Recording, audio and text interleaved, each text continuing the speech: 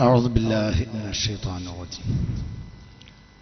بسم الله الرحمن الرحيم. الحمد لله رب العالمين، والصلاة والسلام على سيد المرسلين شفيع المذنبين إمام المتقين رسول رب العالمين وعلى آله وصحبه أجمعين. فإن خير الكلام كلام الله، وخير الهدي هدي محمد صلى الله عليه وسلم، وشر الأمور محدثاتها، وكل محدثة بدعة. بسم الله عليك توكلنا وإليك أنبنا وإليك المصير. حسبنا الله ونعم الوكيل، نعم المولى ونعم النصير. ولا حول ولا قوة إلا بالله العلي العظيم. رب اشرح لي صدري ويسر لي أمري واحلل عقدة من لساني يفقهوا قولي. اللهم صل على سيدنا محمد الفاتح لما أغلق والخاتم لما سبق، ناصر الحق بالحق والهادي إلى صراطك المستقيم، وعلى آله حق قدره ومقداره العظيم. بحق لقد جاءكم رسول من أنفسكم عزيز عليه ما عنتم حريص عليكم بالمؤمنين رؤوف رحيم. فإن تولوا فقل حسبي الله لا إله إلا هو عليه توكلت وهو رب العرش العظيم. وبحق إن الله وملائكته يصلون على النبي يا أيها الذين آمنوا صلوا عليه وسلموا تسليما. صلى الله عليه وعلى آله وصحبه وسلم تسليما. سبحان ربك رب العزة عما يصفون، وسلام على المرسلين والحمد لله رب العالمين.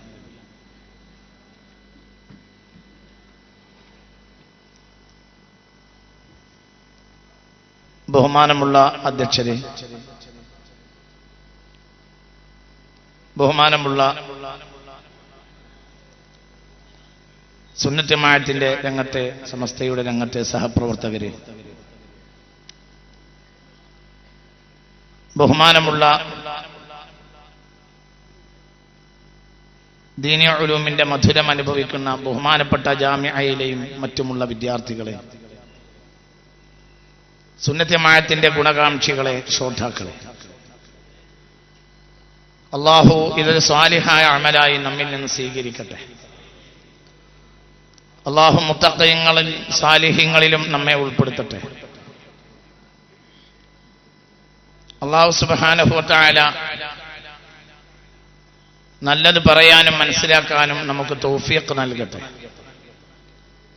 നമ്മുടെ മാതാപിതാക്കൾക്കും ഗുരുനാഥന്മാർക്കും എല്ലാം അല്ലാഹു സുബ്ഹാനഹു വ തആല പുറത്തു കൊടുക്കട്ടെ.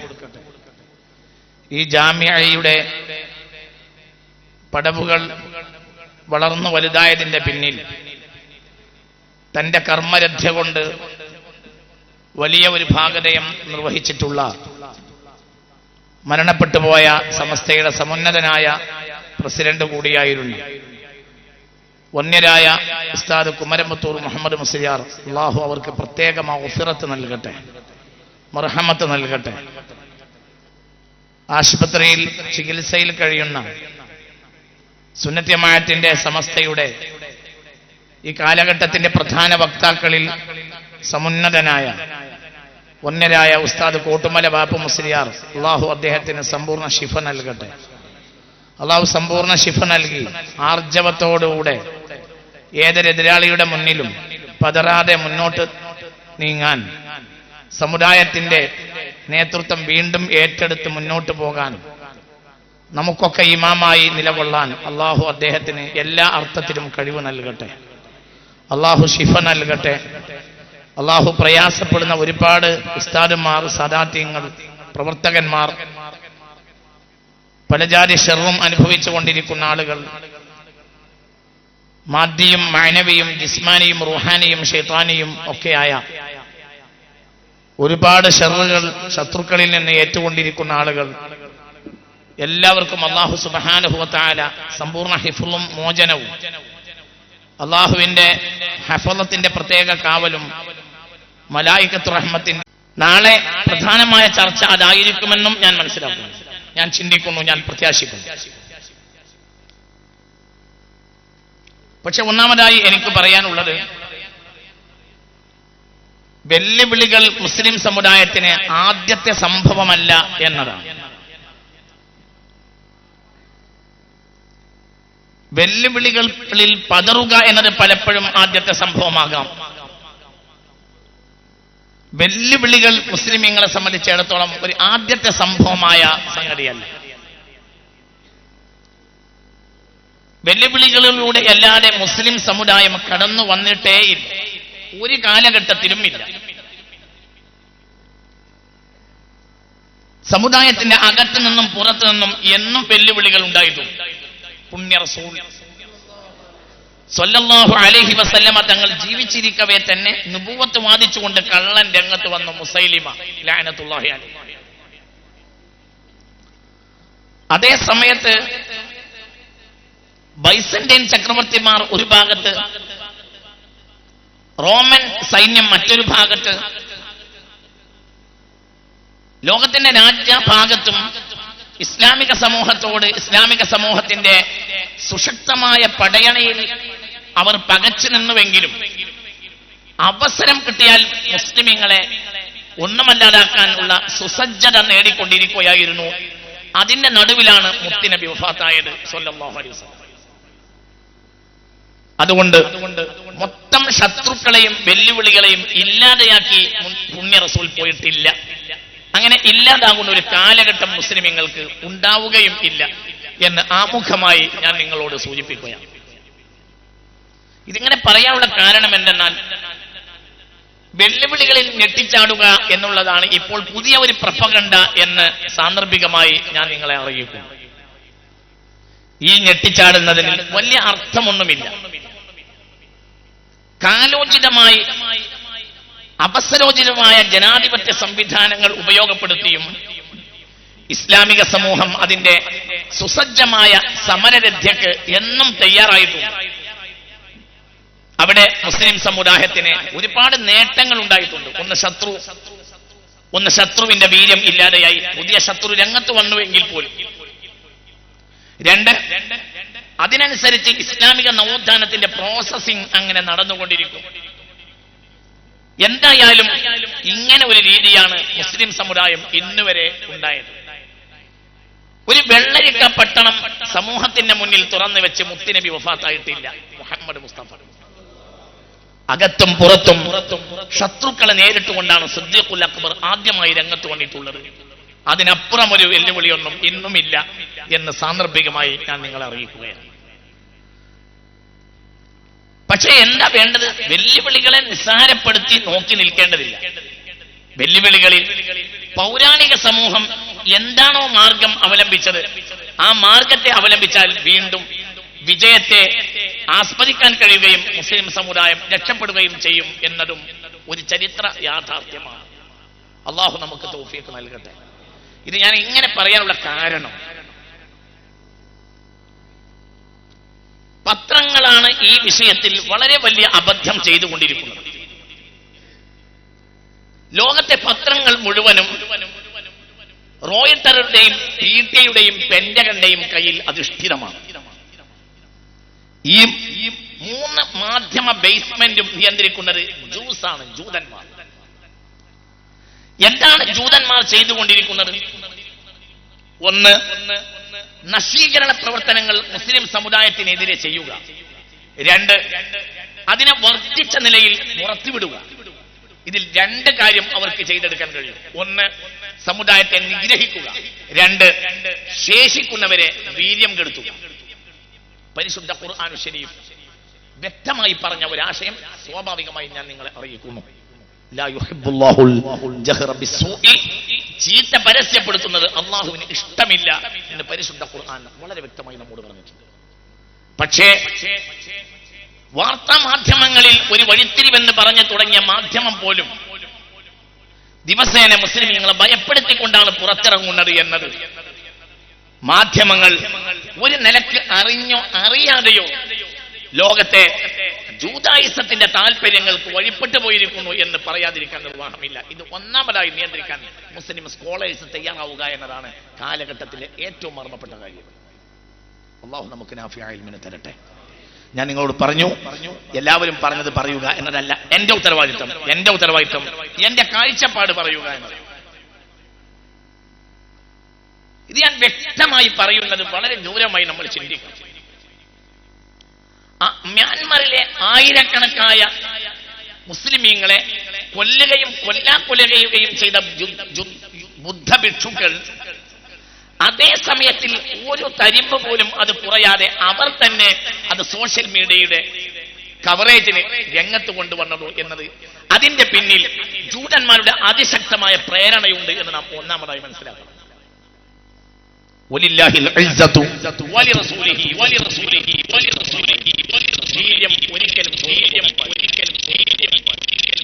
നിങ്ങൾക്ക് എന്താണ്, നിങ്ങൾക്കറിയാമോ എന്താണ് മഹാനായ സയ്യിദുനാ ഖാലിദ് വല്ലാത്തൊരു യുദ്ധതന്ത്രജ്ഞനായി എന്താ ഖാലിദ് ചെയ്തത്? ഇതൊരു കായിക വെല്ലുവിളിയല്ല, പക്ഷെ ഇതിലെ പാഠങ്ങളും നിലവിലുള്ള പാഠങ്ങളെ ഗൗരവമായി നമ്മൾ മനസ്സിലാക്കണം. നിലവിലുള്ള വെല്ലുവിളികളുടെ പരിഹാരം പഴയകാല പാഠങ്ങളിൽ നിന്ന് ഉൾക്കൊള്ളാനാണ് സിറാത്തുല്ലദീന അൻഅംത അലൈഹിം എന്നതിൽ ഇതൊരു വല്ലാത്ത ആയത്താണ്. സിറാത്തുല്ലദീന ഇതിനപ്പുറം ഒന്നുമില്ല. ഇത് ഉമ്മുൽ ഖുർആനാണ്. ഇതിനപ്പുറം ഒന്നുമില്ല. എവിടെ ചർച്ചകളും ഉപന്യാസങ്ങളും ചിന്തകളും നടന്നാലും അത് സിറാത്തുല്ലദീന അൻഅംത അലൈഹിം എന്നതിൽ ഒതുങ്ങണം. അല്ലെങ്കിൽ അത് പിഴച്ചതാണ്. അല്ലാഹു നമ്മെ കാത്തുരക്ഷിക്കട്ടെ. ഇത് സുന്നി ഓർക്കാമി പറയണം. നിങ്ങൾ ആ സാമ്പ്രദായിക ആമീനൊക്കെ ഒന്ന് ഒഴിവാക്കിയിട്ടൊന്ന് ഓർക്ക തന്നെ പറയാം. നല്ല ഉഷാറിലിരിക്കണം. അങ്ങനെയാണെങ്കിൽ മാത്രമേ മുട്ടിയാൽ മാത്രമേ കറക്കുള്ളൂ, ഇല്ലെങ്കിൽ കറക്കൂല. അങ്ങനെയുണ്ട്. 10 മണി ഏകദേശം കഴിഞ്ഞു. അപ്പൊ പിന്നെ മുട്ടിയാൽ മാത്രമേ സത്യത്തിൽ പാലിന് ഉദ്ദേശിക്കുന്നുള്ളൂ. അല്ലെങ്കിൽ വെറുതെ അങ്ങനെ കൈ വെക്കുമ്പോഴത്തിന് പാല് തരാൻ ഉദ്ദേശിക്കുന്നില്ല. മുട്ടിയാൽ മാത്രമേ പാല് ചുരത്താൻ ഇപ്പോൾ ആട് ഉദ്ദേശിക്കുന്നുള്ളൂ എന്ന് സാന്ദർഭികമായി അറിയും. നിങ്ങൾ മുട്ടിയാൽ മാത്രം ഞാൻ ചുരക്കും, ഇല്ലെങ്കിൽ ഉണ്ടാകില്ല. നമ്മൾ ഈ ആവർത്തനങ്ങൾ ഇങ്ങനെ കുറെ ലോകത്ത് നടക്കുന്ന ആവർത്തനങ്ങളെ നമ്മൾ ആവർത്തിക്കുന്നത് നമ്മൾ സുന്നികളാണ് എന്ന് നമ്മൾ മനസ്സിലാക്കണം. മറ്റുള്ള പലർക്കും പ്രഭാഷണം അലങ്കാരമാണ്. ഇവിടെ വരുന്നവർക്കടക്കം അവിടെ പലരും വരാം. ഇത് ജാമ്യയാണ്. എന്നാൽ നമ്മൾ സുന്നികളാണ്. നമ്മൾ ഈ ലോകത്തിന് ഒരു വഴി കാണിച്ചു കൊടുക്കേണ്ടവരാണ്. നമ്മളെയാണ് ലോകം പ്രതീക്ഷയോടെ കാത്തിരിക്കുന്നത്. ഇത് നമ്മൾ ഗൗരവമായി മനസ്സിലാക്കണം. ജൂതന്മാരുടെ ലക്ഷ്യം നാം ചിന്തിക്കണം. ആ ലക്ഷ്യത്തിൽ ഇപ്പോൾ അവർ വിജയിച്ചുകൊണ്ടിരിക്കണം. ഖാലിദിനെ പറ്റി ഞാൻ പറഞ്ഞു റളിയല്ലാഹു അൻഹു. ഖാലിദ് എന്താ ചെയ്തത്? ഒന്നാമത്തെ 3 പടനായകന്മാരും മരണപ്പെട്ടെടുത്താണ് 4ാമത്തെ പടനായകനെ അവർ തെരഞ്ഞെടുക്കുന്നത് സയ്യിദുനാ ഖാലിദ്. ഖാലിദ് എന്താ ചെയ്തത്? ഖാലിദ് ബാക്കിലുള്ള പടയാളികളെ മുന്നിലാക്കി, മുന്നിലെ പടയാളികളെ ബാക്കിലേക്ക് മാറ്റി. ഖാലിദിന്റെ കൂടെയുള്ളത് 4000 പട്ടാളക്കാർ, മുന്നിലുള്ളത് 2 ലക്ഷം ബൈസന്റൈൻ ചക്രവർത്തിമാരുടെ പട്ടാളം. 2 ലക്ഷം 2 lakhs. ഖാലിദിന് എതിരിടാനുള്ളത് കയ്യിലുള്ളത് 4000 പട്ടാളം. എന്താ ഖാലിദ് ചെയ്തത് റളിയല്ലാഹു അൻഹു? ഈ സംഭവത്തിൽ യുദ്ധമില്ലാതെയാണ് ഖാലിദിന് സൈഫുല്ലാ എന്ന് പേര് കിട്ടിയത്. യുദ്ധം നടന്നിട്ടില്ല. യുദ്ധം നടത്തിയവരെ അല്ലാഹു സൈഫ് എന്ന് പറയാതെ യുദ്ധം നടത്താത്തവനെ അല്ലാഹു സൈഫുല്ലാ എന്ന് മുത്തു മുഹമ്മദ് മുസ്തഫ. അപ്പോൾ സൈഫ് എന്നാൽ കേവലം ഈ സൈഫ് അല്ല, ഉള്ളിലെ സൈഫാണ് യഥാർത്ഥ സൈഫ്. വളരെ നിങ്ങൾ ചിന്തിക്കും. ഖാലിദ് മുന്നിലെ പടയെ ബാക്കിലേക്ക് മാറ്റി, ബാക്കിലെ പട്ടാളത്തെ മുന്നിൽ നിർത്തി. മുന്നിലുള്ള ബൈസന്റൈൻ പട്ടാളം നോക്കുമ്പോൾ പുതിയ ആളുകൾ രംഗത്ത്. മുന്നിലെ പട്ടാളം നേരെ ബാക്കിലേക്ക് പോയി. ബാക്കിലേക്ക് പോയ ബാക്കിൽ നിൽക്കുന്ന പട്ടാളക്കാരോട് ഖാലിദ് പറഞ്ഞു, നിങ്ങൾ ഒട്ടകത്തെ കൊണ്ടും മണ്ണിൽ ചവിട്ടിക്കുക, നിങ്ങളും ചവിട്ടുക. മണ്ണിൽ പടപട പടപട പടപട പടപട എന്നിങ്ങനെ ശബ്ദം ഉണ്ടാക്കുക, പൊടിപടലം ഉയർത്തുക. നിശ്ചയദാർഢ്യത്തോടുകൂടെ മുന്നിലെ പട്ടാളം ഇങ്ങനെ നിലകൊള്ളുകയും ചെയ്തു. ബാക്കിലെ പട്ടാളമാകട്ടെ കാലിട്ടടിച്ചും ഒട്ടകത്തിന്റെ കാലുകൊണ്ട് അടിപ്പിച്ചും താഴെ ഭാഗത്ത് ബാക്ക് ഭാഗത്ത് ശബ്ദമുണ്ടാക്കി പൊടിപടലം ഉയർന്നു. അതോടുകൂടെ ബൈസന്റൈൻ പട്ടാളത്തിന്റെ വീര്യം ചോർന്നു. അവർ ഇങ്ങനെ മനസ്സിലാക്കി, പട്ടാളം പുതിയതായി മുസ്ലിമീങ്ങൾക്ക് വന്നുകൊണ്ടേ ഇരിക്കുകയാണ്. ഇപ്പോൾ നമ്മൾ ഇടപെട്ടാൽ നമുക്ക് പരാജയം സംഭവിക്കും. ഇതിനിടയിൽ ഖാലിദ് പടയെ പിൻവലിച്ച് മദീനയിലേക്ക് തിരിച്ചു പോകും. മുസ്ലിമീങ്ങൾ ഒരു ചുക്കും ചെയ്യാൻ ബൈസന്റൈൻ പട്ടാളത്തിന് കഴിഞ്ഞില്ല. ഏറ്റവും പ്രധാനം വീര്യമാണ്. സിറാത്തുൽ ലദീന വളരെ ചിന്തിക്കണം. മഹാനായ ശംസുൽ ഉലമ റഹ്മഹുല്ലാഹ് 4 മണിക്കൂർ ആ നീളം കുപ്പായ ഇങ്ങനെ പൊക്കി പിടിച്ചിട്ട് കോഴിക്കോട്ടെ കടപ്പുറത്ത് പ്രസംഗിച്ചത് പലപ്പോഴും ഞാൻ കണ്ടിട്ടുണ്ട്. ആ പ്രസംഗത്തിൽ മുഴുവനും മറ്റുള്ളവർക്ക് നിർവീര്യതയും മുസ്ലിം ഉമ്മത്തിന് വീര്യവും ഉണ്ടാക്കിയത് ആ മനുഷ്യൻ. അതാണ് പ്രഭാഷകരുടെ ചക്രവർത്തിയായി ഇപ്പോഴും ആ മനുഷ്യൻ നിലനിൽക്കുന്നത്. അതുപോലത്തെ ഒരു പ്രഭാഷണം പിന്നെയില്ല. അത്രയും വലിയ ആളായിരുന്നു അദ്ദേഹം. അള്ളാഹു അവിടത്തേക്ക് ദറജ അള്ളാഹു ഏറ്റി കൊടുക്കട്ടെ. മനസ്സ് തുറന്നാമയും പറയും, അള്ളാഹു ഒരു ദറജ ഏറ്റി കൊടുക്കട്ടെ, അള്ളാഹു ഒരു ദറജ ഏറ്റി കൊടുക്കട്ടെ. നമ്മൾ ആരും പാടുന്ന പാട്ട് പാടരുത്. ഇവിടെ പഴയതിനപ്പുറമൊന്നും ഒരു പ്രശ്നമില്ല. എന്നാൽ പ്രശ്നം ഇല്ല എന്നല്ല, പ്രശ്നം നൈരന്തര്യമായി വന്നുകൊണ്ടേയിരിക്കും. അതിന് അതാത് കാലഘട്ടത്തിൽ ലാ ഹിജ്റത ബഅദൽ ഫത്ഹ് വലാകിൻ ജിഹാദുൻ വനിയ എന്ന് മുത്ത് മുഹമ്മദ് മുസ്തഫ. ഏതാ ജിഹാദുൻ വനിയ? നിശ്ചയദാർഢ്യത്തിന്റെ സമരം, സമരത്തിന്റെ കർമ്മരത്തി എന്ന് പുണ്യ റസൂൽ മുസ്തഫ സല്ലല്ലാഹു അലൈഹി വസല്ലം ഏത് കാലഘട്ടത്തിലും ലോകത്ത് വന്നിട്ടുണ്ട്. ഇനി നിലവിലുള്ള ഇഷ്യൂസിനെ പറ്റി നമ്മൾ പറയാം. നിലവിൽ നമ്മൾ ഒറ്റക്കെട്ടായി നിന്ന് കാര്യങ്ങളെ എതിരിടുക എന്നത് വളരെ ശരിയാണ്. അത് വളരെ അത്യാവശ്യമായ സംഗതിയുമാണ്. പക്ഷെ അതേ സമയത്ത് പ്രശ്നങ്ങൾ ഉണ്ടാകുന്ന മേഖലകളെ അമർച്ച ചെയ്യുക എന്നതും ബാധ്യതയാണ്. പ്രശ്നങ്ങൾ ഒരു വിഭാഗം ഉണ്ടാക്കിക്കൊണ്ടേയിരിക്കുക. നമ്മൾ ഒറ്റക്കെട്ടായി എതിരിടുക എന്ന് പറയുന്നത് കുട്ടി മുറിയിൽ മൂത്രം ഒഴിച്ചുകൊണ്ടേയിരിക്കുക, ഉമ്മ അത് വൃത്തിയാക്കിക്കൊണ്ടേയിരിക്കുക എന്നതുപോലെ വിഡ്ഢിത്തരമാണ്. ആദ്യം ചെയ്യേണ്ടത് കുട്ടി മൂത്രം ഒഴിക്കുന്ന പണി നിർത്തുക. ഇത് മുറിയാണ്, ഇതിൽ മൂത്രം ഒഴിക്കരുത് എന്ന് കുട്ടിയെ പഠിപ്പിക്കുക. എന്നാ പിന്നെ ഉമ്മാക്ക് ഒരു വൃത്തിയാക്കുന്നതിന് പരിധി ഉണ്ടാവും. ലോകത്തെ ഇന്നത്തെ മുഴുവനും പ്രശ്നങ്ങളുടെ അടിസ്ഥാനം വഹാബിസമാണ്. ഈ വഹാബിസം സലഫിസം ഇതാണ് ഇന്നത്തെ മുസ്ലിം ഉമ്മത്തിന്റെ പ്രശ്നത്തിന്റെ അടിസ്ഥാനം. ഈ അടിസ്ഥാനം കണ്ടെത്താത്ത കാലത്തോളം ഈ അടിസ്ഥാനത്തെ മുസ്ലിം സ്കോളേഴ്സ് ഗൗരവമായി ചർച്ച ചെയ്ത് നിലക്ക് നിർത്തേണ്ടതിനെ നിലക്ക് നിർത്താത്ത കാലത്തോളം ഈ ഞെട്ടിച്ചാടൽ ഒരിക്കലും മുസ്ലിമീങ്ങൾക്ക് അവസാനിക്കാനില്ല എന്നും ഈ സന്ദർഭത്തിൽ ഞാൻ വളരെ വേദനയോടുകൂടെ ഓർമ്മപ്പെടുത്തുകയാണ്. നിങ്ങൾ ചിന്തിക്കുക, AD 1453 മുസ്ലിം സമൂഹത്തെ സംബന്ധിച്ചിടത്തോളം മുത്തുനബിയുടെയും ഖിലാഫത്തിന്റെയും ശേഷം ഏറ്റവും സുവർണ വർഷം. AD 1453. എന്താ AD 1453 നടന്നത്? പുണ്യ റസൂൽ മുസ്തഫ, ഉറക്കപ്പറ പുണ്യ റസൂൽ മുസ്തഫ സല്ലല്ലാഹു അലൈഹി വസല്ലം. വളരെ ചിന്തിക്കും, നിങ്ങൾ എഴുതി വെക്കി, നിങ്ങൾ പഠിക്കി, ചരിത്രം പഠിക്കി.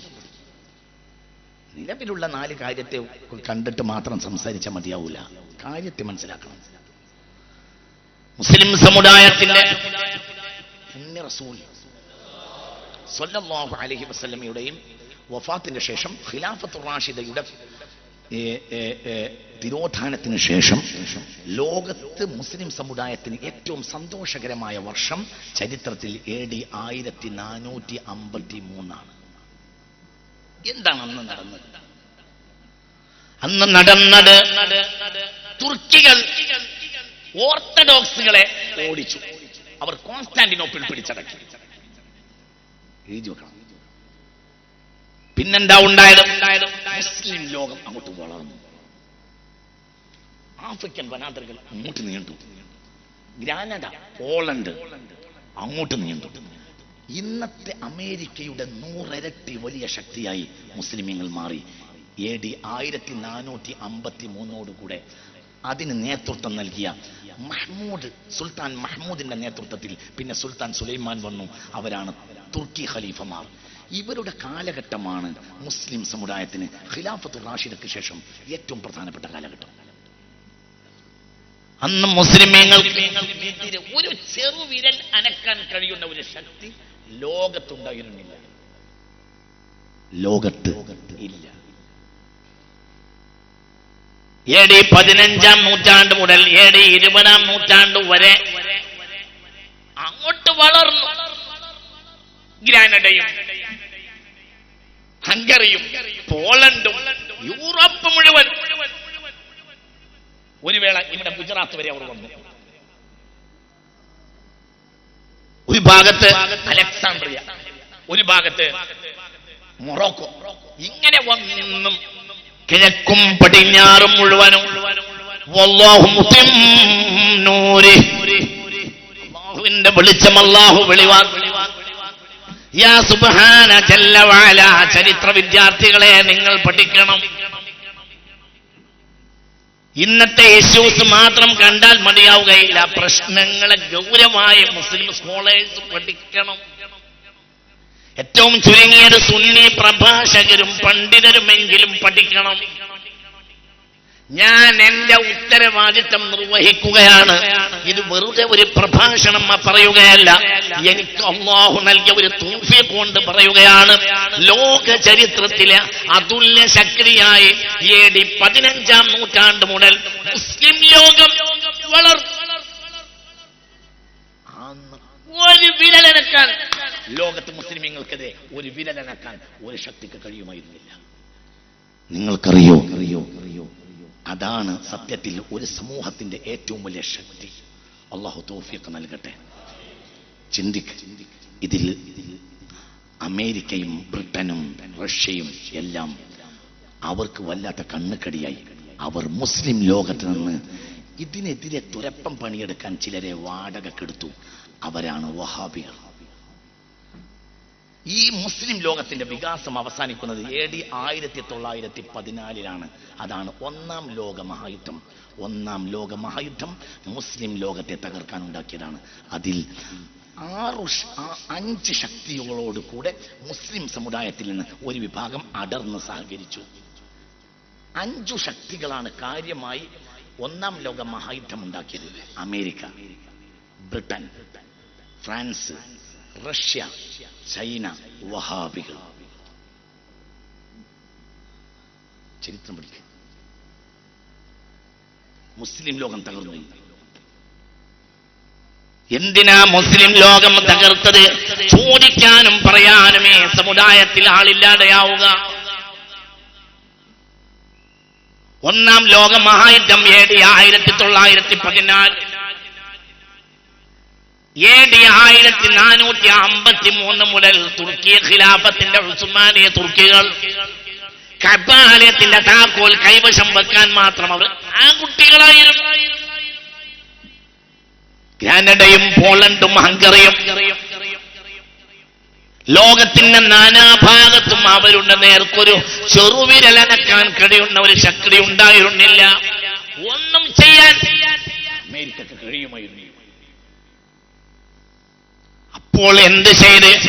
അമേരിക്കയും ബ്രിട്ടനും റഷ്യയും എല്ലാം ഒന്ന് ചേർന്ന് നടത്തിയ ഒരു വളരെ അതിഗൗരവമായ ഗൂഢാലോചന രഹസ്യമാണ് സത്യത്തിൽ വഹാബിസം. വഹാബിസം ഒന്നാം ലോക മഹായുദ്ധത്തിൽ സഖ്യകക്ഷികളോട് കൂടെ ചേർന്നു. രണ്ടാം ലോക മഹായുദ്ധത്തിൽ വഹാബികളെ കൂട്ടിയില്ല. കാരണം രണ്ടാം ലോക മഹായുദ്ധത്തിൽ വഹാബികൾ കൂടേണ്ട ആവശ്യം വന്നില്ല.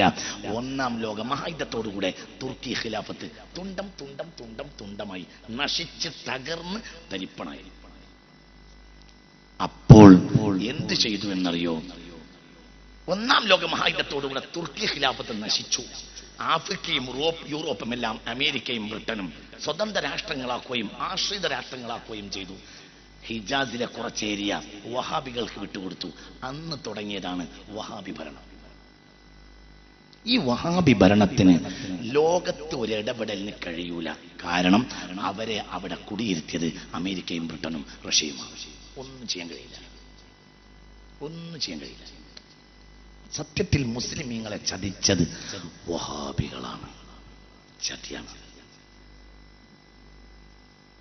അല്ല എന്ന് പറയാൻ മാത്രം ആണുങ്ങൾ, ഉമ്മ പെറ്റ ആണുങ്ങൾ, ചരിത്രം പഠിച്ച ആണുങ്ങൾ ഉണ്ടെങ്കിൽ ഇന്നല്ല എന്നും റഹ്മത്തുള്ളാഹിനോട് ചോദിക്കാം.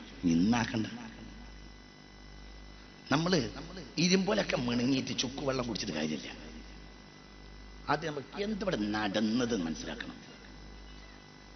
ആദ്യം നമ്മൾ നിലവിലുള്ള സ്റ്റാറ്റസ് കോ പരിശോധിക്കണം, ബേസ്മെന്റ് പരിശോധിക്കണം, ആർക്കാണ് തെറ്റ് പറ്റിയതെന്ന് സമ്മതിക്കണം. എന്നിട്ടൊക്കെ സഹകരിച്ച് മുന്നോട്ട് പോവാം. അള്ളാഹു തൗഫീഖ് തരട്ടെ. സഹകരിക്കണ്ടെന്ന് ഈ വാക്കിന് ഒരർത്ഥമില്ല. ഒരു കൂട്ടക്കാര് വികൃതി കാട്ടാനായിട്ട് നടക്കുക, എന്നിട്ട് എല്ലാവരും കൂടെ സഹകരിച്ച് പ്രശ്നം പരിഹരിക്കുക. അത് നടക്കുന്ന കാര്യമല്ല. ഒരു കൂട്ടക്കാർക്ക് പണി വികൃതി ഉണ്ടാക്കുക, എന്നിട്ട് എല്ലാവരും കൂടി കൂടിയിട്ട് സഹകരിക്കുക. അതെന്ത് വർത്താനാണ് മനുഷ്യന്മാര്? എന്താ ഇതിനർത്ഥം? മുസ്ലിം ലോകം ഇങ്ങനെ നശിക്കാനുള്ള കാരണം വഹാബികളാണ്. അല്ലെങ്കിൽ പറയട്ടെ, ഞാൻ ഉത്തരവാദിത്തപ്പെട്ട ഒരു സ്ഥാപനത്തിൽ ഇരുന്നിട്ടാണ് പറയുന്നത്.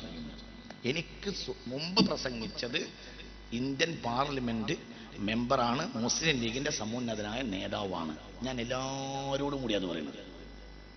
ഇതിലൊക്കെ അഭിപ്രായക്കേടുണ്ടെങ്കിൽ അവർക്ക് പ്രതികരിക്കാം, സോഷ്യൽ മീഡിയയിൽ പ്രതികരിക്കാം, എന്നോട് നേരിട്ട് വിളിച്ച് ഒക്കെ ചെയ്യാം. പക്ഷെ ഉള്ളത് തന്നെയാണ്. സംഗതി എന്തായാലും ഇത് കുറച്ചും കൂടി നേരത്തെ ആവേണ്ടിയെന്നൊന്നും വിചാരിച്ചിട്ട് കാര്യമില്ല. സമയം 10:30 ആകാനായി എന്നുള്ളത് ഒരു സത്യമാണ്, അല്ലേ? പറയും മനുഷ്യന്മാരെ. മതവിധു ആഘോഷിക്കുന്ന പുതിയണ്ണിനും പുതിയാപ്പിളക്കും സുബഹിന്റെ ബാങ്ക് കൊടുക്കാനായി എന്നുള്ളത് ഇഷ്ടപ്പെട്ടിട്ടില്ലെങ്കിലും സുബഹിന്റെ ബാങ്ക് കൊടുക്കാൻ ആയി എന്നുള്ളത് പറഷ്ട സത്യം. നിങ്ങൾക്കൊരു ഇഷ്ടമുള്ള കാര്യം പറയട്ടെ എന്ന് വിചാരിച്ചു. നമ്മളെ ഈ ഇറങ്ങി വരുന്നത് മുഴുവനും അണ്ണാക്ക് തുടങ്ങാൻ വീണ പണി സുന്നി പ്രഭാഷകരെ അവസാനിപ്പിക്കണം. നമ്മളെ സ്റ്റാൻഡിൽ നിന്നാൽ ലോകം തിരിച്ചു വരേണ്ടി വരും. ആദ്യം പ്രശ്നം പരിഹരിക്കണം, എന്നിട്ട് യോജിച്ചു പോകണം. അള്ളാഹു തൗഫീഖ് തരട്ടെ. അല്ലെങ്കിൽ പ്രശ്നം പരിഹരിക്കൂല. നിങ്ങൾക്കറിയോ, ഒറീസയിൽ ആസ്ട്രേലിയക്കാരനായ ഗ്രഹാം സ്റ്റൈൻ എന്ന ഒരു മിഷണറിയെ ഒറീസയിലെ വർഗീയവാദികൾ ജീപ്പിലിട്ട് ചുട്ടു. ഒരു ബിഫോർ 10 years ഓർ 15 years ഓർമ്മ ഉണ്ടാവോ നിങ്ങൾക്ക്? ഗ്രഹാം സ്റ്റൈൻ എന്ന ഒരു മിഷണറി വന്ന് എന്താ പറയുക, ഓസ്ട്രേലിയക്കാരനായ മിഷണറിയെ വർഗീയവാദികൾ ആ ജീപ്പിലിട്ട് ചുട്ടു. അതിന് ചോദിക്കാൻ വേണ്ടി വന്നത്, ഇന്ത്യയിലേക്ക് ചോദിക്കാൻ വന്നത് അമേരിക്കൻ പ്രസിഡന്റ് ബിൽ ക്ലിന്റൺ ആണ്. എന്തേ? ഒരു മതത്തിന് ചോദിക്കാൻ പറയാൻ ആളുണ്ട്. ഇത് ബർമ്മയിൽ നടന്നുകൊണ്ടിരിക്കുന്ന തിന്മകൾ എത്രയാ! ചരിത്രത്തിൽ തുല്യതയില്ലാത്ത പാതകങ്ങൾ നടന്നുകൊണ്ടിരിക്കുന്നു. പെണ്ണുങ്ങളുടെ ഗർഭത്തിൽ നിന്ന് വയറ് പുലർത്തി കുട്ടിയെ എടുക്കുന്നു. ജീവനോടെ കുട്ടിയെ ചവിട്ടി കൊല്ലുന്നു. മനുഷ്യനെ കസേരയിൽ ഇരുത്തിയിട്ട് അവന്റെ തല കറത്തിട്ട് അവന്റെ കയ്യിൽ കൊടുക്കുന്നു. അത് ഇവർ തന്നെ പ്രസിദ്ധീകരിക്കുന്നു. കാമ എന്ന് പറയാന് ഹിജാസ് ഭരിക്കുന്നവർക്ക് പോലും ആവുന്നില്ല. എന്തുകൊണ്ട് ആവുകയില്ല? എന്തുകൊണ്ട്?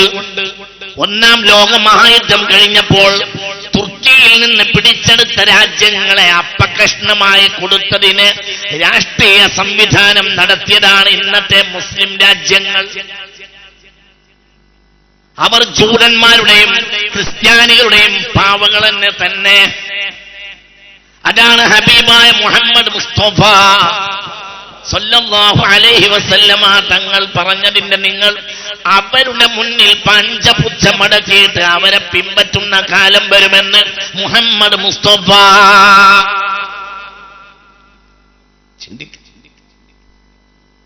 മുസഹഫ് പരിഭാഷപ്പെടുത്തിയിട്ട് നാടാകെ എത്തിക്കുക എന്നതല്ല മഹത്വം. മുസഹഫിന്റെ ഉള്ളിലുള്ളത് ഉൾക്കൊള്ളുക എന്നതാണ്. ഇപ്പോൾ നമ്മളെ നാട്ടിൽ നടക്കുന്ന ഒരു പരിപാടി മുസഹഫ് പരിഭാഷപ്പെടുത്തി നാടുകളിൽ എത്തിക്കുക, എന്നിട്ട് വരുത്തി തീർക്കുക ഞാനാണ് ഖുർആന്റെ ആള്. സത്യത്തിൽ ഇതിന്റെ ഉള്ളിലുള്ളത് ആ കൗമുമായി ഒരു ബന്ധം ഇല്ലാതാവുക. ഇത് മുത്തുനബി ചെയ്തതല്ല. മുത്ത് മുഹമ്മദ് മുസ്തഫ പരിഭാഷ പോയിട്ട് ഖുർആന്റെ ഒരു കോപ്പി തുന്നിക്കെട്ടി മുത്തുനബി ഉണ്ടാക്കി കൊടുത്ത് പോയിട്ടില്ല മുഹമ്മദ് മുസ്തഫ സല്ലല്ലാഹു അലൈഹി വസല്ലം.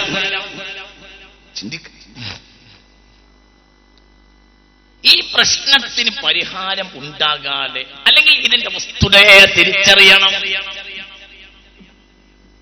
ഞാൻ ഇപ്പോൾ പറയട്ടെ, നിലവിലുള്ള ഇഷ്യൂ, ഇന്ന് നിലവിലുള്ള ഇഷ്യൂ, സിറിയ തകർന്നു, തുർക്കി അടുത്ത് തകരും, തുർക്കിയെ തകർക്കും, ഉറപ്പ്. അത് 2017 തകർക്കോ 18 തകർക്കുമെന്നൊന്നും എനിക്കറിയില്ല. തുർക്കി എന്ന രാജ്യമില്ലാതെയാവും. തുർക്കിയെ റഷ്യ പിടിച്ചടക്കും, ഏകദേശ ഭാഗം എന്നാണ് എന്റെ കാഴ്ചപ്പാട്. ഇങ്ങനെ വളഞ്ഞിട്ടുണ്ട്, അനങ്ങാൻ കഴിയില്ല. യൂറോപ്പിൽപ്പെട്ട രാജ്യമാണ് തുർക്കി. എന്നാൽ യൂറോപ്യൻ യൂണിയനിൽ തുർക്കിയെ ചേർത്തില്ല. ബ്രിട്ടീഷ് പ്രധാനമന്ത്രി ഡേവിഡ് കാമറൂൺ കഴിഞ്ഞ വർഷം പറഞ്ഞത് 3000 വരെ നിങ്ങൾ കാത്തിരുന്നാലും നിങ്ങളെ യൂറോപ്യൻ യൂണിയനിൽ എടുക്കില്ല. എന്തുകൊണ്ട്? നിങ്ങളെ നിലനിർത്താൻ തന്നെ ഉദ്ദേശിക്കുന്നില്ല.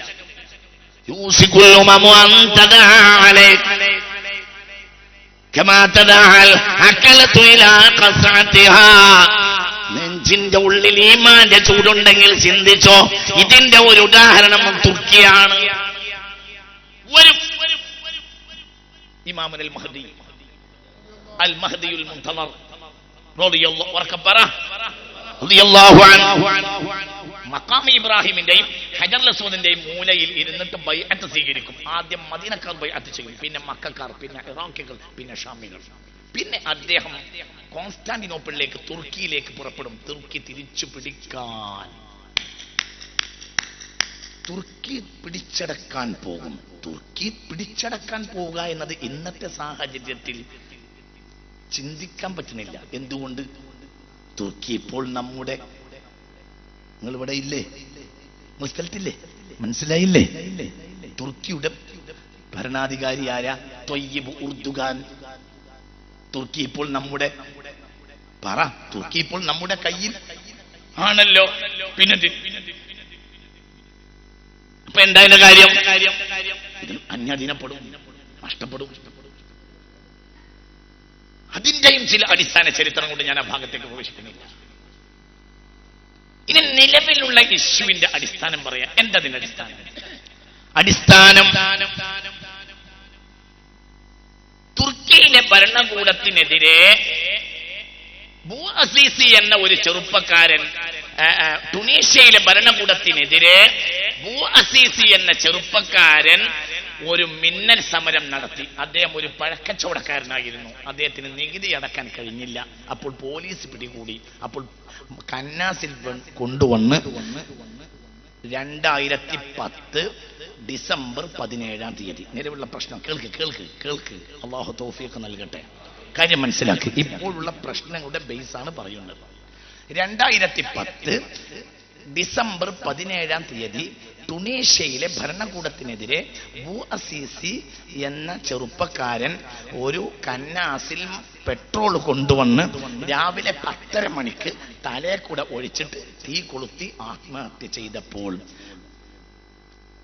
ടുണീഷ്യയിലെ സർക്കാരിനെതിരെ ജമാഅത്തെ ഇസ്ലാമി കലാപ പ്രഖ്യാപനം നടത്തി.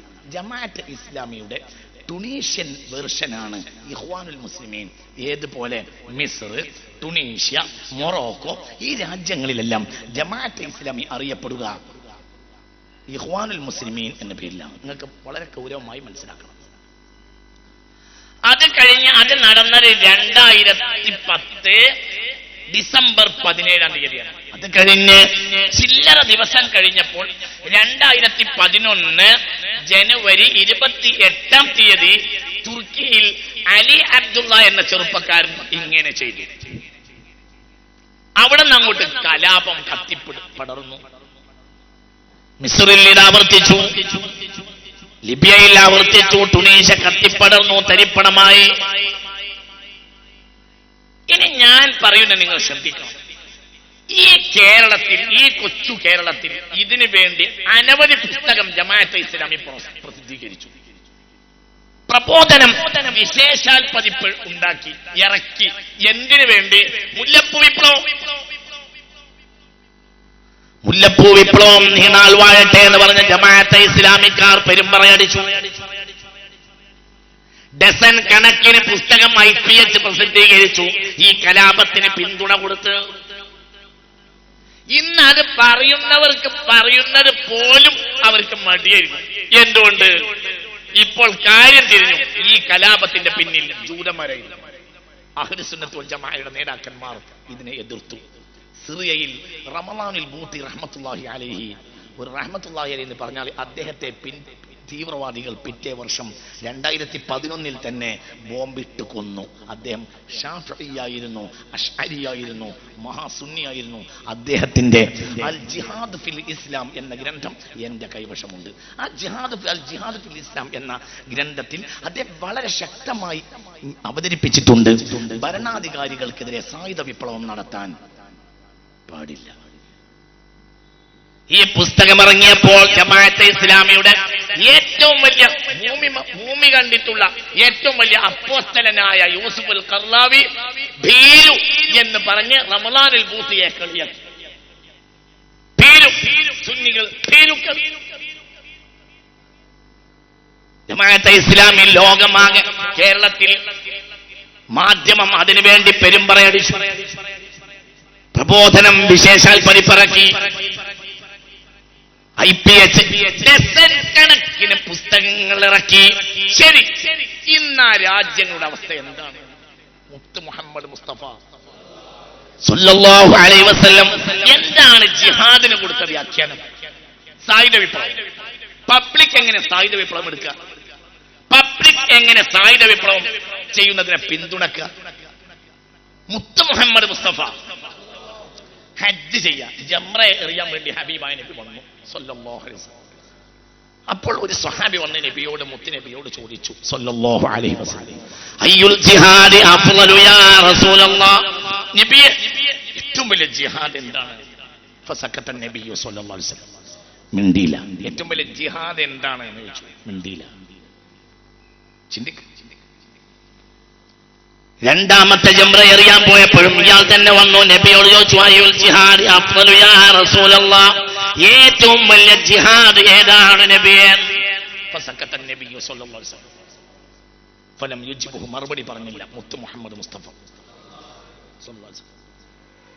മൂന്നാമത്തെ ജംറ എറിയാൻ പോയപ്പോഴും ഈ സ്വഹാബി തന്നെ നബി സല്ലല്ലാഹു അലൈഹി വസല്ലമയുടെ അരികിലേക്ക് വന്നു, അയ്യുൽ ജിഹാദി അഫ്ളലു യാ റസൂലല്ലാഹ്, ഒന്നും പറഞ്ഞില്ല.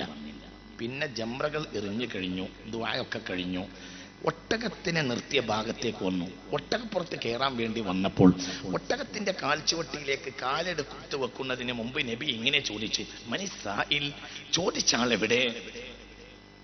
അപ്പോൾ ആരോ ഉന്തിത്തള്ളി അയാളെ മുന്നിലേക്ക് കൊണ്ടുവന്നു. അപ്പോൾ ചോദിച്ചു, സഅൽതനി അയ്യുൽ ജിഹാദി അഫ്ളൽ, ഏറ്റവും വലിയ സമരം ഏതാണെന്നല്ലേ നീ എന്നോട് ചോദിച്ചത്? فقال النبي صلى الله عليه وسلم كلمة حق لا بالسيف ولا باليد ولا بالعصا, ബടിയൊണ്ടല്ല, കല്ലുകൊണ്ടല്ല, പറ വാളുകൊണ്ടല്ല, കുന്തം കൊണ്ടല്ല. കലിമത്തു ഹഖ്ഖിൻ ഇൻദ സുൽത്താനിൻ ജായിരിൻ, അക്രമിയായ ഭരണാധികാരിയുടെ മുഖത്ത് നോക്കി നേര് പറയുക. പബ്ലിക് ആയുധമെടുപ്പിച്ചത് ആരാ? തീവ്രവാദ പ്രസ്ഥാനങ്ങൾ ഉണ്ടാക്കിയത് ആരാ? തീവ്രവാദ പ്രസ്ഥാനങ്ങൾ ഉണ്ടാക്കിയതിന്റെ പിന്നിൽ സലഫിസം, മൗദൂദിസം അല്ലാതെ. സിറിയയിൽ പ്രശ്നങ്ങൾ ഉണ്ടായപ്പോൾ സാക്ഷാൽ ജമാഅത്തെ ഇസ്ലാമിയുടെ ഈറ്റില്ലവും പൂറ്റില്ലവുമായ ശാന്തപുരത്തെ തറവാട്ട് കെട്ടിടത്തിന്റെ മുന്നിൽ ഇരുന്നിട്ടാണ് റഹ്മത്തുള്ള എന്ന് പറയുന്നത്. നിങ്ങൾ കാണത്തമുണ്ടെങ്കിൽ മറുപടി പറയുക. ജമാഅത്തെ ഇസ്ലാമിക്കാരാ? മഹാനായ സുന്നത്ത് ജമാഅത്തിന്റെ ഉലമാക്കൾ ഈ സിറിയൻ കലാപം ഉണ്ടാക്കരുത്, ഇത് കുഴപ്പമാണ്, നാട് തകരും, മുസ്ലിം ലോകം തകരുമെന്ന് പറഞ്ഞപ്പോൾ നിങ്ങളെ പണ്ഡിതന്മാർ, സുന്നി ആലിമീങ്ങളെ, കൂപമണ്ടൂകങ്ങൾ, വിവരമില്ലാത്തവർ, യാഥാസ്ഥികന്മാർ എന്ന് പറഞ്ഞിട്ട് കളിയാക്കി പെരുമ്പറയടിച്ച ഈ നേതാക്കന്മാർ എവിടെ പോയി നിങ്ങളെ യൂസുഫുൽ ഖർലാവി? അയാൾ പൊടി പോലും കാണാനില്ല. ഇപ്പോൾ അയാൾക്ക് സിനിമ ഉണ്ടാക്കുന്ന തിരക്കാ.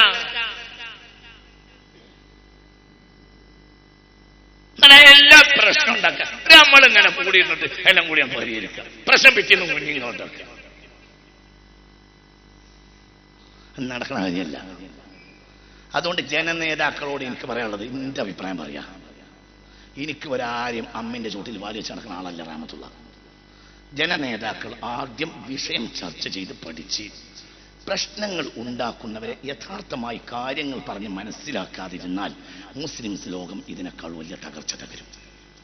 സാക്കിർ നായിക്ക്, എം അക്ബർ പോലെയുള്ള ആളുകളെ UAPA പറഞ്ഞും മറ്റും സർക്കാർ ദ്രോഹിക്കുക എന്നത് വളരെ മോശപ്പെട്ട കാര്യമാണ്. ഒരിക്കലും അങ്ങനെ ചെയ്യാൻ പാടില്ല. ഈ ജനാധിപത്യ രാജ്യത്തെ പ്രബോധനത്തിനുള്ള സമ്മതമുണ്ട്. ഇതിവിടുത്തെ ഫണ്ടമെന്റൽ റൈറ്റ്സ് ആണ്, അല്ലാതെ നിർദ്ദേശക തത്വമല്ല. ഭരണഘടനയുടെ ഫണ്ടമെന്റൽ റൈറ്റ്സ് ആണ്. എന്ത്? രാജ്യത്തിന്റെ ഭരണഘടനയുടെ മൗലികതയാണ് രാജ്യത്തെ ജനങ്ങൾക്ക് മതം അനുസരിച്ച് ജീവിക്കാനും പ്രബോധനം ചെയ്യാനുമുള്ള അവകാശം. വളരെ മൗലികവും മർമ്മവുമാണ്. പക്ഷെ ഒരു കാര്യമുണ്ട്, ചിന്തിക്കേണ്ടത് പ്രബോധനത്തിനൊരു ബേസ്മെന്റ് ഉണ്ട്. അത് അസ്ഹാബു റസൂലില്ല. ചിന്തിക്കണം, വളരെ ചിന്തിക്കില്ല. സ്വല്ലല്ലാഹു അലൈഹി വസല്ലം എന്തിനും ഖുർആനിലേക്ക് മടങ്ങുക, ഹദീസിലേക്ക് മടങ്ങുക എന്ന് പറയുന്ന നിങ്ങൾക്ക് ഈ നാടാകെ അന്യ സമുദായക്കാരെ അവഹേളിക്കുന്ന സ്നേഹ സംവാദത്തിന് എന്താണ് തെളിവ്? നിങ്ങളെക്കാൾ ഈ വിഷയം പഠിച്ച ഒരാൾ ഇവിടെ ഉണ്ടായിരുന്നു, ശംസുൽ ഉലമ റഹ്മത്തുള്ളാഹി. ഉള്ളതൊക്കെ പറയണല്ലോ, പറഞ്ഞൂടെ? നീ പറഞ്ഞൂടെ? ഈ മനുഷ്യനെ പോലെ ഒരു മഹാനായ മനുഷ്യൻ ഈ വിഷയം മുഖാറത്തുൽ അദിയാനിൽ മത താരതമ്യ പഠനത്തിൽ ഇത്ര ജീനിയസ് ആയ ഒരാൾ അടുത്ത കാലത്ത് ഉണ്ടായിട്ടില്ല. എന്താ ഇന്നീ മനുഷ്യൻ ചെയ്തത്? ഈ മനുഷ്യൻ മഹാനായ ശംസുൽ ഉലമ റഹ്മത്തുള്ളാഹി സമുദായത്തെ അവഹേളിക്കുന്നവരുടെ പൊസിഷനിൽ വന്ന് അതിനെ അമർച്ച ചെയ്തു. രണ്ടാമത്തെ ഒരു പണിയില്ല. നിങ്ങൾക്ക് പറഞ്ഞത് മനസ്സിലായില്ല. നാടാകെ അന്യ സമുദായക്കാരുടെ സിംബലുകളോ ആചാരങ്ങളോ അവരുടെ മതചിഹ്നങ്ങളെയോ നിസ്സാരപ്പെടുത്തിയിട്ട് അവർക്കെതിരെ അവരുടെ വിടാതെ പിന്തുടരുന്ന ഒരു സമ്പ്രദായം മഹാനായ ശംസുൽ ഉലമ റഹ്മത്തുള്ളാഹിക്കില്ല. ഇതിനേക്കാൾ എത്രയോ ആഴമുള്ള മഹാവിജ്ഞാനിയായിരുന്നു ശംസുൽ ഉലമ റഹ്മത്തുള്ളാഹി. അല്ലാഹുവർക്ക് മഗ്ഫിറത്ത് നൽകട്ടെ, അല്ലാഹു ദറജയേറ്റി കൊടുക്കട്ടെ. അനവധി മതങ്ങളും സംസ്കാരമുള്ള ഒരു രാജ്യത്ത് ഇങ്ങനെ ചെയ്യുക വഴി ഉണ്ടായിത്തീരുക മുസ്ലിം സമുദായത്തിന് വലിയ പ്രയാസങ്ങൾ പിന്നീട് സംഭവിക്കും. നമ്മൾ ചിന്തിക്കണം. അസ്ഹാബു റസൂലില്ലാഹി സ്വല്ലല്ലാഹു അലൈഹി വസല്ലം സ്വഹാബത്ത് ഇവിടെ വന്നിട്ട് എന്താ ചെയ്തത്? സ്വഹാബത്ത് അന്യ സമുദായക്കാരോട് വെല്ലുവിളി നടത്തിയിട്ടില്ല. എന്നാൽ ഈ സമുദായത്തെ എന്തെങ്കിലും ചെയ്ത് ഇമ്പാച്ചി കാണിക്കുന്നവരെ മര്യാദക്ക് വിട്ടിട്ടുമില്ല. എന്താ സ്വഹാബത്ത് ചെയ്തത്? സ്വഹാബത്ത് സാത്വികരായ അസ്ഹാബു റസൂലില്ലാഹി സ്വല്ലല്ലാഹു അലൈഹി വസല്ലം സത്യദീൻ യഥാർത്ഥ ശുദ്ധമായ നിലയ്ക്ക് സത്യദീൻ പഠിച്ച മഹാന്മാര് ശുദ്ധരായി ജീവിച്ചപ്പോൾ ഇസ്ലാമിലേക്ക് ജനങ്ങൾ ഒഴുകി വന്നു. ഖാജ മുഈനുദ്ദീൻ ചിശ്തിയാണ് ഇന്ത്യ കണ്ട ഏറ്റവും വലിയ പ്രബോധകൻ. ഏതെങ്കിലും ഒരു നാട്ടിൽ ഒരു വെല്ലുവിളി നടത്തിയിട്ട് അന്യ സമുദായക്കാരുടെ പിന്നിൽ അവരുടെ സിംബലുകളെ കൊച്ചാക്കുന്ന രീതി ഖാജ ചെയ്തിട്ടില്ല. ഖാജ ചെയ്തത് ശുദ്ധമായി ജീവിച്ചു. അപ്പോൾ 90 ലക്ഷം ആളുകളാണ് പരിശുദ്ധ ഇസ്ലാമിലേക്ക് വന്നത്. ആരുടെ കാലത്ത്? മഹാനായ ഖാജ മുഈനുദ്ദീൻ ചിശ്തി അജ്മീരി. അല്ലാഹു ദറജയേറ്റി കൊടുക്കട്ടെ. ഉറക്കം പറ, അല്ലാഹു ദറജയേറ്റി കൊടുക്കട്ടെ. അല്ലാഹു ദറജയേറ്റി കൊടുക്കട്ടെ. പിന്നീടും ഇവിടെ പ്രബോധകന്മാർ വന്നിട്ടുണ്ട്. മുജദ്ദിദ് ആയിരുന്നു മഹാനായ മൗലദ്ദബില ഖുതുബുസ്സമാൻ അസ്സയ്യിദ് അലവിയിൽ മമ്പുറമി. നമ്മൾ ഈ ഇന്ന് വന്നിട്ട് ഇന്നലത്തെ മറക്കരുത്. ഇന്നലെ നടന്നതനുസരിച്ച് നടക്കലാണ്. സിറാത്തുല്ലദീന. ഒരു പ്രശ്നം ഉണ്ടാവില്ല. ഇത് വലിയ മതം തന്നെയാണ്. ആരെങ്കിലും ഏൽക്കാൻ വന്ന വിടൂല, പിന്നാലെ കൂടി തല്ലുന്ന പരിപാടിയില്ല. ഇത് വല്ലാത്തൊരു മതമാണ്. ചിന്തിക്ക. മക്കൾക്കും തൻ കുഞ്ഞ് പൊൻകുഞ്ഞ്.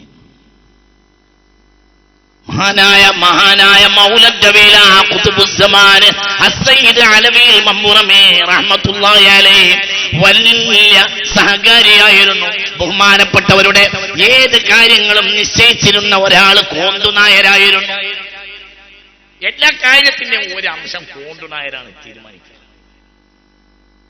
എന്തിന്? മലബാറിലെ ഹിന്ദുക്കളുടെ ഏറ്റവും വലിയ ഉത്സവം കളിയാട്ടുമുക്ക് ഉത്സവമാണ്. ഉത്സവത്തിന് ദിവസം നിശ്ചയിച്ചു കൊടുത്തിരുന്നത് മഹാനായ മൗലദ്ദവീല ഖുതുബുസ്സമാൻ അസ്സയ്യിദ് അലവിൽ മംബുറമി റഹ്മത്തുള്ളാഹി അലൈഹി. ചിന്തിക്കുക. ആ ഒരു സ്നേഹമസൃണമായ പെരുമാറ്റം കൊണ്ട് അനവധി ആളുകൾ പരിശുദ്ധ ഇസ്ലാമിന്റെ ശാശ്വത തീരത്തേക്ക് കടന്നു വന്നു. ഇതാണ് പ്രബോധനത്തിന്റെ രീതി. ആ പ്രബോധനം എന്നും 100 മാർക്കായിരിക്കും. ആ പ്രബോധനത്തിന് നമ്മൾ നല്ലവരായി ജീവിക്കുക. ഒഴുകി വന്നു. ബഹുമാനപ്പെട്ട വെളിയങ്കോട് ഉമർ ഖാളി റഹ്മത്തുള്ളാഹി അലൈഹി അദ്ദേഹത്തിന്റെ സന്തത സഹചാരി ഈഴവനായ ചോയിയായിരുന്നു. ചോയും മഹാനായ വെളിയങ്കോട് ഉമർ ഖാളി റഹ്മത്തുള്ളാഹി അലൈഹിം തമ്മിൽ വല്ലാത്ത സുദൃഢമായ ബന്ധമായിരുന്നു. ചോയിക്ക് അമ്പലമുണ്ടാക്കാൻ 3 ഏക്കർ ഭൂമി കൊടുത്തത് സാക്ഷാൽ വെളിയങ്കോട് ഉമർ ഖാളിയാണ് റഹ്മത്തുള്ളാഹി അലൈഹി.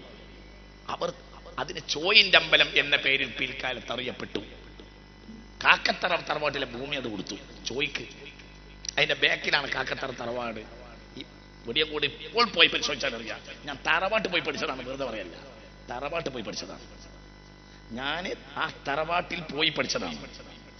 അതായത് ഹൈവേയുടെ നേരെ ഓരത്ത് 3 ഏക്കർ ഭൂമി ആര് കൊടുത്ത്? ആര് കൊടുത്തു?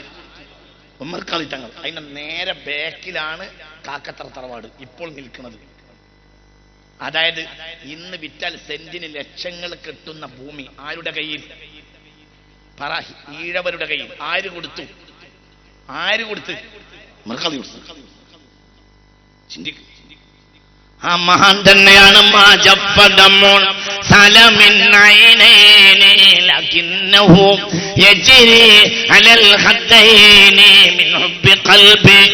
سيد الكونين حيا وميتا في التراب رميما صلوا عليه وسلموا تسليما എന്ന് പാടിയപ്പോൾ റൗളയുടെ ഇരുമ്പു ചങ്ങല പൊട്ടിപ്പോയി. സ്നേഹത്തിന്റെ പട്ടുനൂൽ തീർത്ത എത്ര ആളുകൾക്ക് പിന്നെ കലിമ ചൊല്ലിക്കൊടുത്തു. ومن أحسن قولا ممن دعا إلى الله وعمل صالحا. ഏറ്റവും വലിയ ദഅവത്ത് സ്വന്തം നന്നാവല. 90 ലക്ഷം ആളുകളെയാണ് ഹാജ കാരണം നന്നായത്. ആര്? അരയിൽ കൃപാണ് തൂക്കി നടക്കുന്നവർ. അരയിൽ നിർത്താൻ ചോര പൊട്ടിക്കാതെ തിരിച്ചു വെക്കൂല യജപുത്രന്മാർ. അവരിലേറിയ കൂറ് 90 ലക്ഷമാണ് ഹാജയുടെ അടുത്ത് വന്നിട്ട് വാദപ്രയോഗം നടത്തിയല്ല. അഷ്ഹദു അല്ലാ ഇലാഹ ഇല്ലല്ലാഹ് അഷ്ഹദു അന്ന മുഹമ്മദൻ റസൂലുള്ളാഹ്. കേരളത്തിങ്കൽ മുസൽമാന്മാർ പശ്ചിമ പാരങ്ങളിൽ നിന്നോ വൻകടൽ ചിറും തിരമാലകൾ കടന്നോ ഹിമാലയമേറിയോ വന്നവരേറെയില്ല. കുറഞ്ഞ ആളുകളെ വന്നിട്ടുള്ളൂ എന്ന് കുമാരനാശാൻ. പിന്നെന്തേ ഒഴുകിന് വന്നു സ്വാലിഹീങ്ങളെ ജീവിതം കണ്ടപ്പോൾ. അള്ളാഹു തൗഫീക്ക് തരട്ടെ. നല്ലടത്ത് ക്ഷേത്രം ഇപ്പുറത്ത്, പള്ളി അപ്പുറത്ത്. ഉത്സവം നടക്കുമ്പോൾ മുട്ടിപ്പോണം. ക്ഷേത്രത്തിൽ നിന്ന് വൈകുന്നേരം മുട്ടിയിട്ട് പോകും പള്ളിയുടെ മുന്നിലൂടെ. മുസ്ലിമീങ്ങൾ അണിനിരന്നു. പള്ളിയുടെ മുന്നിലൂടെ മുട്ടി ഘോഷയാത്ര നടത്താൻ പാടില്ല എന്ന് പറഞ്ഞു. ക്ഷേത്രത്തിൽ കൂടിയ ഹിന്ദു യുവാക്കൾ പറഞ്ഞു, എന്നാ മുട്ടനെയും എന്നാ അതൊന്ന് കാണണം. പ്രശ്നമുണ്ടായി. 2 കൂട്ടർ പള്ളിയിൽ ഒരുമിച്ചുകൂടി. ഒരു പള്ളിയിൽ ഒരുമിച്ചുകൂടി, മറ്റൊരു അമ്പലത്തിൽ ഒരുമിച്ചുകൂടി. മഗ്രിബോടുകൂടെ ആയിരക്കണക്കായ ആളുകൾ നല്ല ചോദിക്കുക. ആ നാട്ടുകാരനാണ് MC മൈൻ ഹാജി. സമസ്ത കേരള ഇസ്ലാമത വിദ്യാഭ്യാസ ബോർഡിന്റെ പ്രവർത്തകരിൽ ഒരാൾ, അല്ലെങ്കിൽ കേരളത്തിലെ സമുദായ രാഷ്ട്രീയത്തിന്റെ വേദികളിൽ ഒരാൾ. MC മായിൻ ഹാജിയുടെ നാട്ടിൽ അപ്പുറത്ത് ക്ഷേത്രം, ഇപ്പുറത്ത് പള്ളി. മുട്ടിപ്പോകാൻ പറ്റില്ല. മുട്ടിയാൽ ഞങ്ങൾ എതിരുണ്ട്. പള്ളിയുടെ മുന്നിൽ മുട്ടിപ്പോകാൻ പാടില്ല എന്ന് മുസ്ലിമീങ്ങൾ മുട്ടും. ഞങ്ങൾ മുട്ടി തന്നെ ഘോഷയാത്ര പോകും എന്ന് ഹിന്ദുക്കൾ. എവിടുന്നോ ഒരു പഴയ അംബാസഡർ കാറിൽ ബാഫക്ക് തങ്ങൾ വന്നിറങ്ങി. തങ്ങളെ എല്ലാവരെയും വിളിച്ചു കൂട്ടിയിട്ട് പറഞ്ഞു, ഞാൻ ജലാലൈനെ ഓടിയിട്ടുണ്ട്, മിഷ്കാത്ത് ഓടിയിട്ടുണ്ട്, ഏകദേശം ആയത്തിന്റെ മാനിയും തഫ്സീറൊക്കെ നോക്കിയിട്ടുണ്ട്, മിഷ്കാത്തിലെ ഹദീസ് നോക്കിയിട്ടുണ്ട്. പള്ളിന്റെ മുന്നിലൂടെ അന്യ സമുദായക്കാർക്ക് മുട്ടിപ്പോകാൻ പാടില്ല എന്നൊരായത്തും ഹദീസും ഞാൻ കണ്ടിട്ടില്ല. നിങ്ങൾ ഉണ്ടെങ്കിൽ പറയുന്ന ഉസ്താദുമാരെ ഇങ്ങനെ ചോദിച്ചു. അപ്പോൾ എല്ലാ ഉസ്താദുമാരും പറഞ്ഞു അങ്ങനെ ഒരു ഹദീസ് നമ്മളും കണ്ടിട്ടില്ല. പിന്നെ അള്ളാഹു റസൂലിനും വിരോധമില്ലെങ്കിൽ നിങ്ങൾക്ക് വല്ല പ്രശ്നമുണ്ടോ? ഒരു കടലാസിന്റെ എടുക്കുന്നുണ്ട്. കടലാസ് എടുത്തിട്ട് സഹോദരങ്ങളെ, നിങ്ങൾ ഞങ്ങളെ സഹോദര സമുദായങ്ങളാണ്, നമ്മൾ ആയിരക്കണക്കായ കൊല്ലം സൗഹൃദമാണ്, നിങ്ങളെ ആഘോഷത്തിന് ഞങ്ങൾ വില വെക്കുന്നു. ഞങ്ങളുടെ പള്ളിയുടെ മുന്നിലൂടെ മുട്ടിപ്പോയാലാണ് നിങ്ങളുടെ ആഘോഷം പൂർണ്ണമാകുന്നതെങ്കിൽ മുട്ടിപ്പോകാൻ ഞങ്ങൾ നിങ്ങൾക്ക് സമ്മതം നൽകിയിരിക്കുന്നു എന്ന് സാധുവായ സയ്യിദ് റഹ്മാൻ ബാഫക്ക്. ഇത് ക്ഷേത്രത്തിലെ തന്ത്രിക്ക് കിട്ടി. ക്ഷേത്ര കമ്മിറ്റി കൂടി അടുത്തൊരു കടലാസ് ഇങ്ങോട്ട് കൊടുത്തയച്ചു. തങ്ങൾ അങ്ങനെയാണ് പറയുന്നതെങ്കിൽ ഞങ്ങൾക്ക് ഇക്കൊല്ലം ഘോഷയാത്ര തന്നെ ഇല്ല.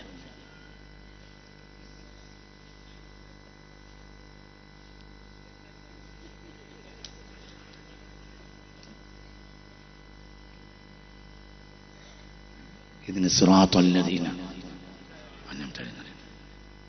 നമുക്ക് തോന്നിയത് കുതിര വിടലിനല്ല ഇസ്ലാമിക പ്രബോധനം എന്നറിയാം. ഇവിടെ ഒരു വഴിയുണ്ട്. അല്ലെങ്കിലും തോന്നിയത് കളിക്കലല്ല ദീന്. ദീന് ഇതിന് വേണം. വദാഇയൻ ഇലല്ലാഹി വദാഇയൻ ഇലല്ലാഹി ബിഇദ്നി.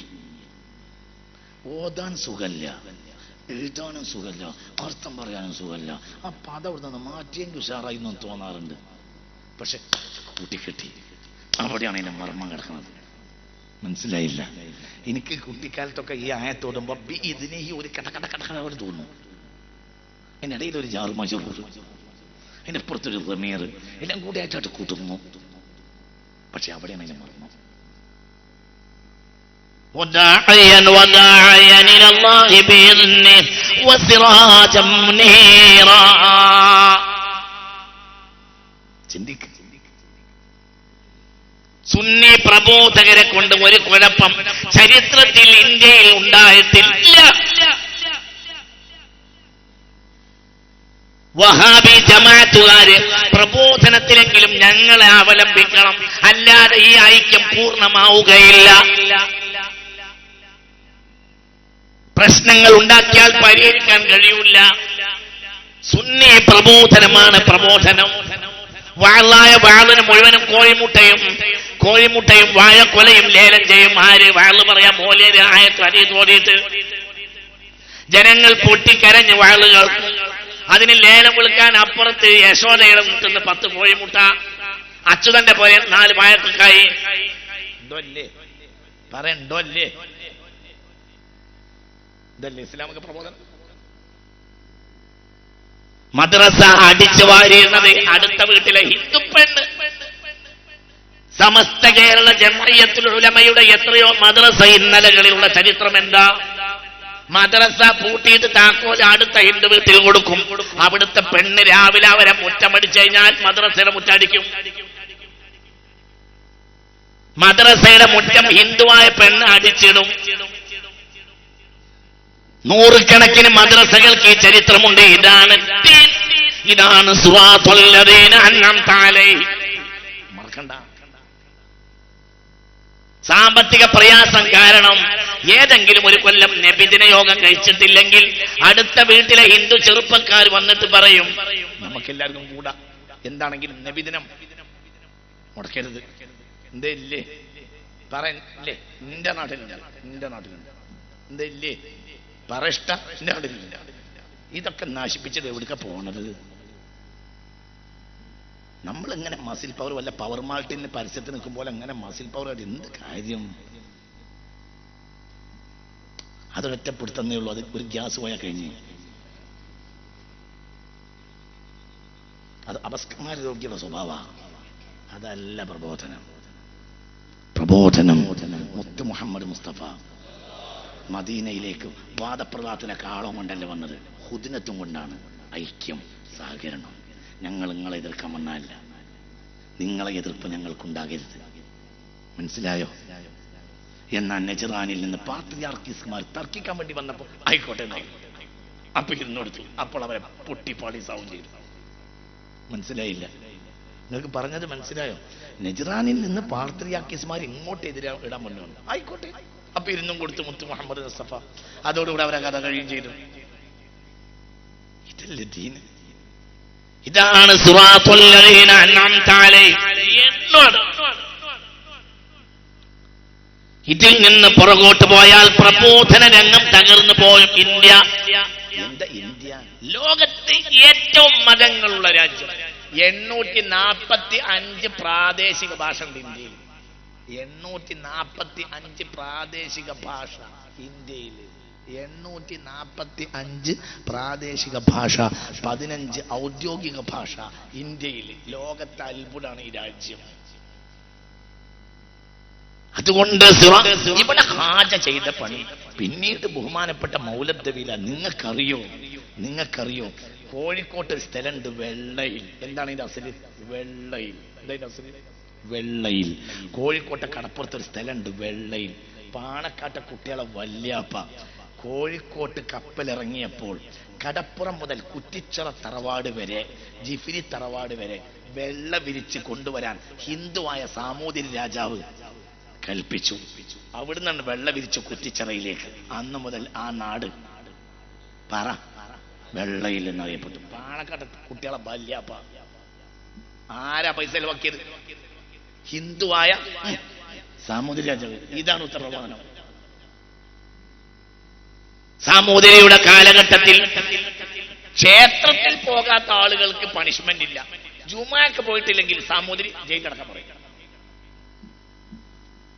സാമൂതിരിയുടെ സ്റ്റേറ്റ്മെന്റ് കോഴിക്കോട് സെൻട്രൽ ലൈബ്രറിയിൽ ഒന്ന് കയറിയിട്ട് ജമാഅത്തുകാർ വഹാബികൾ ഒരു വട്ടം ഒന്ന് വായിച്ചു നോക്കും. മസിൽ പവർ കൂട്ടുന്നതിന് മുമ്പ് കോഴിക്കോട്ടെ സെൻട്രൽ ലൈബ്രറിയിൽ ഉണ്ട്. ക്ഷേത്രത്തിൽ പോകാത്തവർക്ക് ഒരു പണിഷ്മെന്റും ഇല്ല. ജുമാക്ക് പോയിട്ടില്ലെങ്കിൽ പോലീസ് പിടിക്കും. ആരുടെ രാജ്യത്ത്? ആരുടെ രാജ്യത്ത്? സാമൂതിരി ഹിന്ദുവായ. അപ്പോൾ ജുമായോടുള്ള ബഹുമാനം ഇതല്ലേ പ്രബോധനം? മുത്ത് മുഹമ്മദ് മുസ്തഫ സല്ലല്ലാഹു അലൈഹി വസല്ലമയെ പറ്റി 600 വരികളുള്ള നൂൽമദ്ഹ് എഴുതി മഹാനായ കുഞ്ഞായി മുസ്ലിയാർ നവ്വറല്ലാഹു മർഖദ. 600 നൂൽമദ്ഹിന്റെ 600 വരി, മനോഹരമായ 600 വരി ഹബീബായ റസൂലുള്ളാഹി സല്ലല്ലാഹു അലൈഹി വസല്ലമയെ പറ്റി 600 വരികളുള്ള നൂൽമദ്ഹ് എഴുതി കുഞ്ഞായി മുസ്ലിയാർ. എന്നിട്ട് തന്റെ കൂട്ടുകാരനും സാമൂതിരി തിരുമനസിന്റെ വിദ്യാഭ്യാസ മന്ത്രിയുമായിരുന്ന മങ്ങാട്ടച്ചനെ വിളിച്ചു. മങ്ങാട്ടച്ചൻ എന്ന് വിചാരിച്ചാൽ എന്തേ? മങ്ങാട്ടച്ചൻ എന്താ റോഡ് കിടന്നുറങ്ങുന്ന ആളായിരുന്നു മങ്ങാട്ടച്ചൻ. അക്കാലത്ത് കുഞ്ഞായി മുസ്ലിയാർ മലബാറിലെ ഏറ്റവും വലിയ ആലിമും സൂഫിയുമാണ്. മങ്ങാട്ടച്ചൻ സാമൂതിരിയുടെ വിദ്യാഭ്യാസ മന്ത്രിയാണ്. മങ്ങാട്ടച്ചനെ വിളിച്ചിട്ട് കേൾപ്പിച്ചു. മങ്ങാട്ടച്ചൻ ഇരിക്കപ്പൊറുതി ഉണ്ടായില്ല. ഇതിങ്ങനെ കേട്ടിട്ട് അത്ഭുതപ്പെട്ടു. മുത്തുനബിയെ പറ്റി മധുര. മങ്ങാട്ടച്ചൻ സാമൂതിരിയുടെ ദർബാറിലേക്ക് പോയി, പ്രഭോ, നമ്മളെ കുഞ്ഞായൻ പ്രവാചക പുഞ്ചവനെ പറ്റി ഒരു കവിത എഴുതി, നോം കേട്ടു അത്ഭുതപ്പെട്ടു.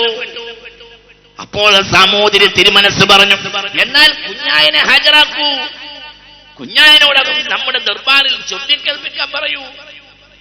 600 വരികളുള്ള നൂൽമദ്ഹ് കൊണ്ട് കുഞ്ഞായി മുസ്ലിയാർ വന്നിട്ട്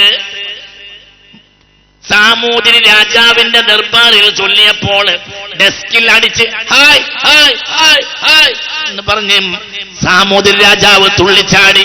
കേരളം മുഴുവനും ഇത് പ്രസിദ്ധീകരിക്കാൻ നാം നമ്മുടെ ഖജനാവിൽ പണം കൊടുക്കുമെന്ന് പ്രഖ്യാപിച്ചു. ആദ്യത്തെ മദ്ഹ് ഗീതമായ നൂൽമദ്ഹ് മുത്ത് മുഹമ്മദ് മുസ്തഫ തങ്ങളെപ്പറ്റി കേരളത്തിൽ പ്രസിദ്ധീകരിച്ച് സാക്ഷാൽ 16 ദൈവത്തിന് കുമ്പിട്ടാലല്ലാതെ രാവിലെ പൂജാമുറിയിൽ നിന്ന് ഇറങ്ങൂല. അങ്ങനത്തെ സാമൂതിരി രാജാവാണ്. ആ സാമൂതിരിയുടെ ഒരു സ്റ്റേറ്റ്മെന്റ് കേട്ടോ. ഹിന്ദു വീട്ടിൽ കോഴിക്കോട്ടെ കടപ്പുറത്തെ ഹിന്ദു വീട്ടിൽ 3 ആൺകുട്ടികൾ ഉണ്ടെങ്കിൽ 4ാമത്തെ ആൺകുട്ടിയെ മുസ്ലിമാക്കണം. ആരുടെ കൽപ്പന? പറ, ആരുടെ കൽപ്പന? ഇനി ഇതിലും വലിയ പ്രബോധനം എന്താ? കാരണം മുസ്ലിം അത്ര വലിയ മഹാന്മാരാണ് സഹോദരിക്ക് മനസ്സിലായി. നിങ്ങൾക്ക് പറഞ്ഞ മനസ്സിലാവുന്നുണ്ടാ? ചിന്തിക്ക്. സെൻട്രൽ ലൈബ്രറിയിൽ ഉണ്ട് റെക്കോർഡ്, പോയി നോക്ക്. ഹിന്ദു വീട്ടിൽ അച്ഛൻ ഹിന്ദു, അമ്മ ഹിന്ദു, 3 ഒരു ഹിന്ദുവായ അച്ഛനും അമ്മക്കും 3 മക്കൾ ആൺകുട്ടികൾ ഉണ്ടായാൽ 4ാമത്തെ കുട്ടി ആണായി ജനിച്ചാൽ അതിനെ മുസ്ലിമാക്കണം. ഇങ്ങനെ മുസ്ലിം വീടുകളിൽ, ഹിന്ദു വീടുകളിൽ 4ാമതായി ജനിച്ച ആൺകുട്ടിയെ മുസ്ലിമാക്കി കലിമ ചെല്ലിപ്പിച്ചു. അവർ ഹിന്ദു വീട്ടിൽ മുസ്ലിം ആചാരപ്രകാരം താമസിച്ചു. അവർ പിന്നീട് കടപ്പുറത്ത് പുതു മുസ്ലിമീങ്ങൾ എന്ന പേരിൽ അറിയപ്പെട്ടു. അവരാണ് പുയിസ്ലാംമാര്. പുയിസ്ലാൻ അസ്ലുഹു പുതു മുസ്ലിം. നിങ്ങളിവിടെ ഉണ്ടോ ആവോ? നിങ്ങളിവിടെ ഉണ്ടാ? പഠിക്ക്. കോട്ടയം മുതലാളിമാരെ മനോരമ മാത്രം ഇങ്ങനെ വെച്ച് നടന്നാ പോരാ, പഠിക്ക് ചരിത്രം. നിങ്ങൾക്ക് പറഞ്ഞത് മനസ്സിലായോ? ആരാ കൽപ്പിച്ചത്? സാമൂതിരി. ഇതൊക്കെയല്ലേ ഇവിടുത്തെ ചരിത്രം? ഇതല്ലേ ഇവിടുത്തെ പ്രബോധനം? അങ്ങനെ അനവധി മുസ്ലിമീങ്ങൾ ഉണ്ടാക്കി. ആരുണ്ടാക്കി? പറ, ആരുണ്ടാക്കി? സാമൂതിരി. 2 വിഭാഗമാണ് കടപ്പുറത്ത്. ഒന്ന് അരയാന്മാര്, ഒന്ന് പറ പുയിസ്ലാംമാര്. അരയാന്മാര് ഹിന്ദുക്കള്, പുയിസ്ലാംമാര് മുസ്ലിമീങ്ങൾ. 2 കൂട്ടരും ഒന്നാ, അസിലൊന്നാ. ഒക്കെ അരയാന്മാരായിരുന്നു. പിന്നെ അങ്ങോട്ട് മാറി. അതിനാണ് എന്ത് പുയിസ്ലാം എന്നറിയാം. കോഴിക്കോട്ടെ ഫ്രാൻസിസ് റോട്ടിൽ കിടക്കുന്ന അബുൽ വഫാ ശംസുദ്ദീൻ മുഹമ്മദ് ബിൻ അലാഉദ്ദീന്റെ ഉപ്പയായ അലാഉദ്ദീൻ റളിയല്ലാഹു അൻഹു പൊന്നാനിയിൽ കപ്പലിറങ്ങിയിട്ട് കോഴിക്കോട്ടേക്ക് നടന്നപ്പോഴത്തിന് 1000കണക്കായ ഹിന്ദുക്കൾ മുസ്ലിമായി. കോഴിക്കോട്ടെത്തിയപ്പോൾ അദ്ദേഹത്തെ ഹിന്ദുക്കൾ കയ്യും കെട്ടി സ്വീകരിച്ച് എല്ലാ നേർച്ചയും വഴിപാടും. അദ്ദേഹം മരിച്ചപ്പോൾ ബഹുമാനപ്പെട്ടവരുടെ മക്ബറകളിലേക്ക് നേർച്ച കൊടുത്തിരുന്ന വലിയൊരു ശതമാനം ഹിന്ദുക്കൾ. എന്നിട്ട് ആരാണ് ഈ മനുഷ്യൻ? അവരുടെ സമുദായത്തിലെ 1000കണക്കിന് ആളുകൾ ഈ മനുഷ്യനെ കണ്ട് മുസ്ലിമായിട്ടുണ്ട്. സത്യത്തിൽ അവർക്ക് ആള് കുറവായി, എന്നാലും അവർക്ക് ബഹുമാനം. കാരണം ഇത് അത്രയും വലിയ ആളാണ്. അള്ളാഹു തൗഫീഖ് തരട്ടെ. ഞാൻ അവസാനിപ്പിക്കാണ്. പ്രബോധനത്തിന്റെ ചരിത്രം മറന്നുപോയാൽ പ്രബോധനം വെറും കുതിരകളിയായി മാറും. നമുക്ക് എന്നും നെട്ടിച്ചാടാനേ പണി ഉണ്ടാവുള്ളൂ. അള്ളാഹു കാത്തുരക്ഷിക്കട്ടെ. അതുകൊണ്ട് ഇവിടെ ബാഫക്കത്തങ്ങളും പോക്കോയത്തങ്ങളും ഷംസുലമയും കണ്ണിയത്തും അവരാണ് ഇവിടെ പ്രബോധനത്തിന്റെ ബേസ്മെന്റ്. അവരിലേക്ക് തിരിച്ചു പോവുക. അള്ളാഹു ഐക്യം നൽകട്ടെ. നിങ്ങൾക്കറിയോ, കേരളത്തിൽ മലയാളത്തിന്റെ ചരിത്രത്തിൽ മുത്ത് മുഹമ്മദ് മുസ്തഫ തങ്ങളെ പറ്റി ഏറ്റവും മനോഹരമായ കവിത എഴുതിയത് വള്ളത്തോളാണ്. ഞാൻ അവസാനിപ്പിക്കാം. കേട്ടോ കവിത? സ്വന്തം സമുദായത്തെ കുറ്റം പറഞ്ഞിട്ട് നബിയെ വാഴ്ത്തുക നമ്മൾ ചെയ്യോ? കണ്ടതിൽ ഈശ്വരത്വം കൽപ്പിച്ചു നടന്നൊടുക്കം നിരീശ്വരത്വത്തിലടിഞ്ഞു വീണു നിരസ്ത വിശ്വാസറേബ്യക്കാം. വള്ളത്തോളം എഴുതിയ മുത്തുനബിയെ പറ്റി, മുത്ത് മുഹമ്മദ് മുസ്തഫ. കുറുമ്പും മാറാത്ത ഖുറൈശി വര്യർ കോതിക്കൊടുത്തേൻ പലവട്ടവും താൻ. ഈ നിങ്ങൾ കൂപ്പും കല്ലല്ല മരമല്ലാഹു സർവശക്തനേകൻ. സ്വന്തം ആരാധന മൂർത്തികളെ കുറ്റം പറഞ്ഞിട്ട് വർണ്ണിക്കുക. ആരെ ആരെ? മുത്തുനബിയെ. ആരാ ചെയ്ത്? വള്ളത്തോൾ. ഇവർക്കിരുട്ടെ പ്രിയമിത്രം മൂടി കെടുക്കയായി കൈത്തിരി കൊണ്ടു ചെന്നാൽ മിനുങ്ങിൻ ചെറുതാവും വെളിച്ചം പോലും സഹിക്കാത്ത തമസ്സിതേടോ. ഇതൊക്കെയാവാം 1300 കൊല്ലത്തിനു മുമ്പൊരിക്കൽ മക്കായിലക്കായി വഴിയൊന്നിലൂടെ നടന്നു പോവും നബി തൻ മനസ്സിൽ. ഞാൻ അവസാനിപ്പിക്കാം. ശ്രീനാരായണ ഗുരു ഏറ്റവും എഴുതിയ മനോഹരമായ കവിത മുത്ത് മുഹമ്മദ് മുസ്തഫ. തലശ്ശേരിയിൽ ഒരു സൂഫി ഉണ്ടായിരുന്നു, ഇച്ചാമസ്താൻ. തലശ്ശേരിക്കാർ ശ്രീനാരായണ ഗുരുവിന് ഒരു സ്വീകരണം വെച്ചു. അപ്പോൾ പറഞ്ഞു, ഞാൻ വരാം, ഇച്ഛയെ എനിക്ക് കാണിച്ചു തരണം. മനസ്സിലായില്ല. തലശ്ശേരിയിലെ പ്രഗത്ഭനായ സൂഫിയായിരുന്നു ആര്? ഇച്ഛമസ്താൻ. അവര് നേരെ പോയിട്ട് തിരുവനന്തപുരത്ത് ക്ഷണിച്ചു. ആരെ?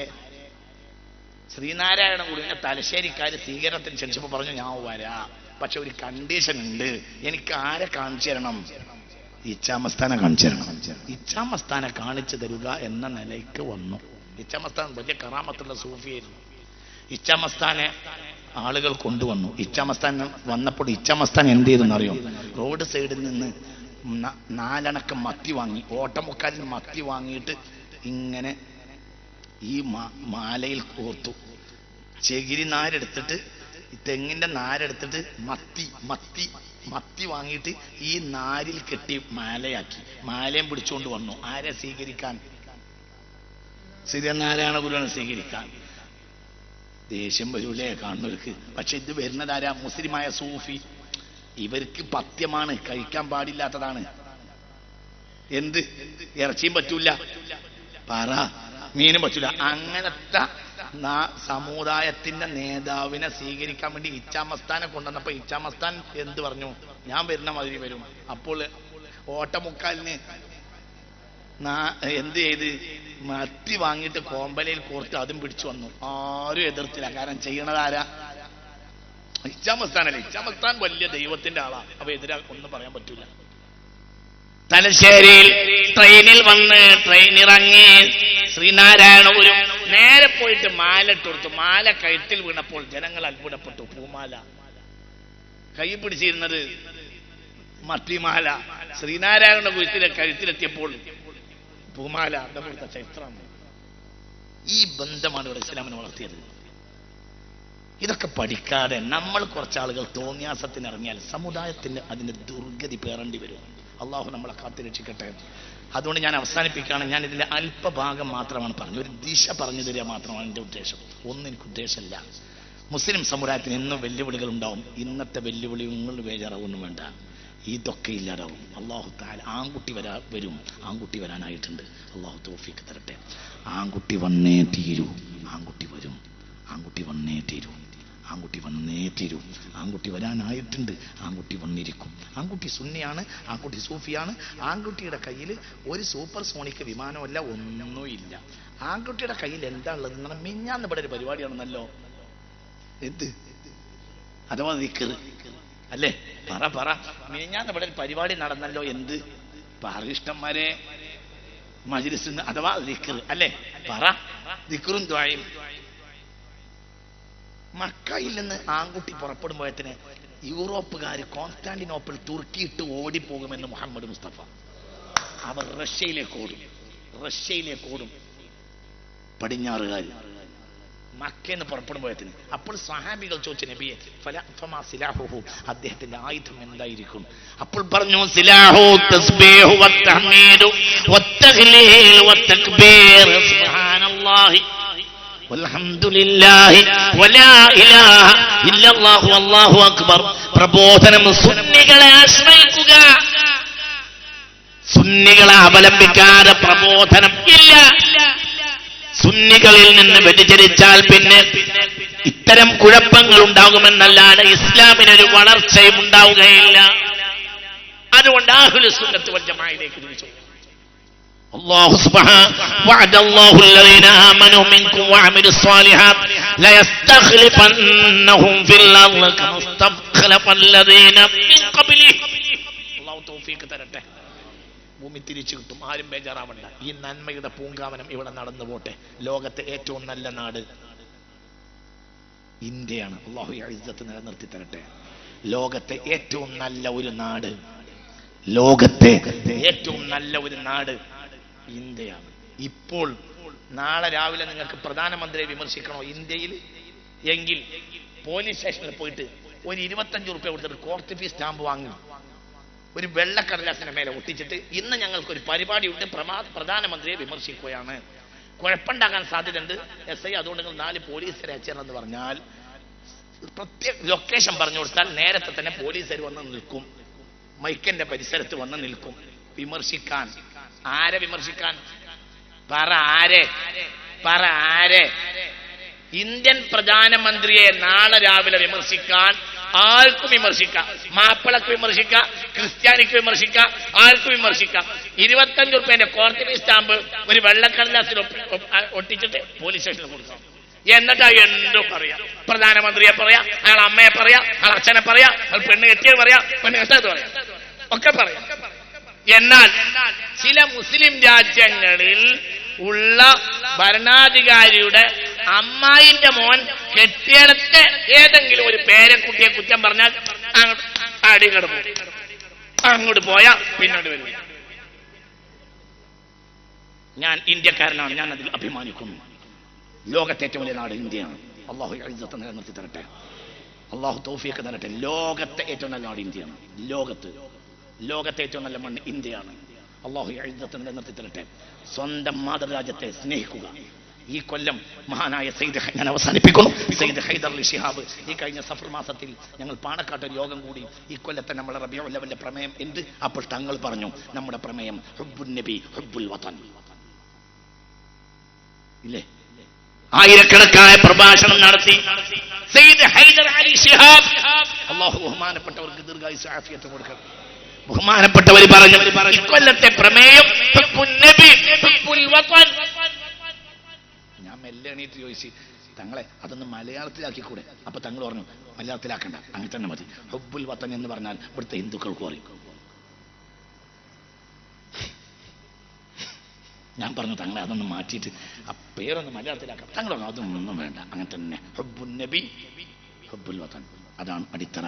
ആ അടിത്തറയിലാണ് അഹ്ലുസുന്നത്ത് വൽ ജമാഅ, അതാണ് സമസ്ത. പന്ഥാവിലേക്ക് തിരിച്ചു വരിക. പറ്റിയതൊക്കെ പറ്റി ഒറ്റക്കെട്ടായി നിന്ന് മുന്നോട്ട് പോകുന്നതിന് റഹ്മത്തുള്ളാഹിന്റെ പ്രഭാഷണം ഒരെതിരുമല്ല. പക്ഷേ സൊല്യൂഷൻസിന്റെ മുമ്പ് ഇഷ്യൂസിന്റെ ബേസ് കാണണം. ഇഷ്യൂസ് അങ്ങനെ ഒരു കൂട്ടക്കാരുണ്ടാക്കുക, സൊല്യൂഷൻസ് ഇങ്ങനെ തേച്ചതാൽ അതിന് പിന്നെ ഒരു പരിപാടിയൊന്നും ഉണ്ടാവില്ല. അതങ്ങനെ തലയിൽ വെള്ളം പാർന്ന് ഒഴിച്ചുകൊണ്ടിരിക്കും. പിറ്റേന്ന് രാവിലെ ഉടുത്തതും കഴിച്ചിട്ട് അങ്ങനെ ഓടി നടക്കും, അല്ലാതെ ഭ്രാന്ത് മാറൂല. അതുകൊണ്ട് നെല്ലിക്ക വെള്ളം തലയെ കൂടി പാരുന്നതിന് മുമ്പ് ഈ ഭ്രാന്താണ് എന്ന് മനസ്സിലാക്കുക. എന്നിട്ട് ചികിത്സിച്ചാൽ മാത്രമേ ചികിത്സയാകൂ. അള്ളാഹു നേരാൻ വഴിക്ക് പോകാൻ നമുക്ക് തൗഫീഖ് തരട്ടെ. റബ്ബനാ ആതിനാ ഫിദ് ദുനിയാ ഹസന വഫിൽ ആഖിറതി ഹസനതൻ വഖിനാ അദാബന്നാർ. തിരുവമ്പാടിയിൽ ആക്സിഡന്റ് സംഭവിച്ച് ഒരു സഹോദരൻ കോഴിക്കോട് ബേബി ഹോസ്പിറ്റൽ വളരെ സീരിയസ് ആണ്. അള്ളാഹു സുബ്ഹാനഹു വ തആല ശിഫ നൽകട്ടെ. അള്ളാഹു ശിഫ നൽകട്ടെ. അള്ളാഹു ശിഫ നൽകട്ടെ. അള്ളാഹു ശിഫ നൽകട്ടെ. അള്ളാഹു ശിഫ നൽകട്ടെ. അള്ളാഹു ശിഫ നൽകട്ടെ. അള്ളാഹു സമ്പൂർണ്ണമായ ശിഫ നൽകട്ടെ.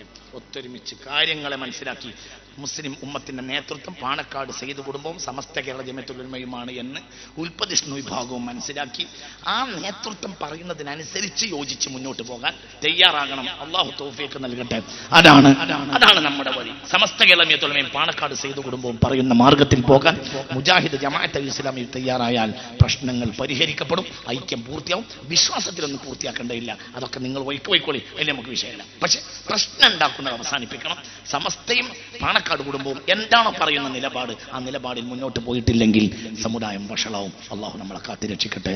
റബ്ബനാ ആതിനാ ഫിദ് ദുനിയാ ഹസന വഫിൽ ആഖിറതി ഹസനതൻ വഖിനാ അദാബന്നാർ. തവഫനാ മുസ്ലിമീന വഅൽഹിഖ്നാ ബിസ്സാലിഹീൻ. ആമീൻ ബിഫളലി സ്വല്ലല്ലാഹു അലാ സയ്യിദിനാ മുഹമ്മദ് സ്വല്ലല്ലാഹു അലൈഹി വസല്ലം. സ്വല്ലല്ലാഹു അലാ സയ്യിദിനാ മുഹമ്മദ് സ്വല്ലല്ലാഹു അലൈഹി വസല്ലം. അല്ലാഹുമ്മ സ്വല്ലി അലാ സയ്യിദിനാ മുഹമ്മദ് യാ റബ്ബി സ്വല്ലി അലൈഹി വസല്ലം വസല്ലി അലാ ജമീഇൽ അംബിയാഇ വൽ മുർസലീന വൽഹംദുലില്ലാഹി റബ്ബിൽ ആലമീൻ. ഈ പാവപ്പെട്ടവന് വേണ്ടി ദുആ ചെയ്യുക. അസ്സലാമു അലൈക്കും.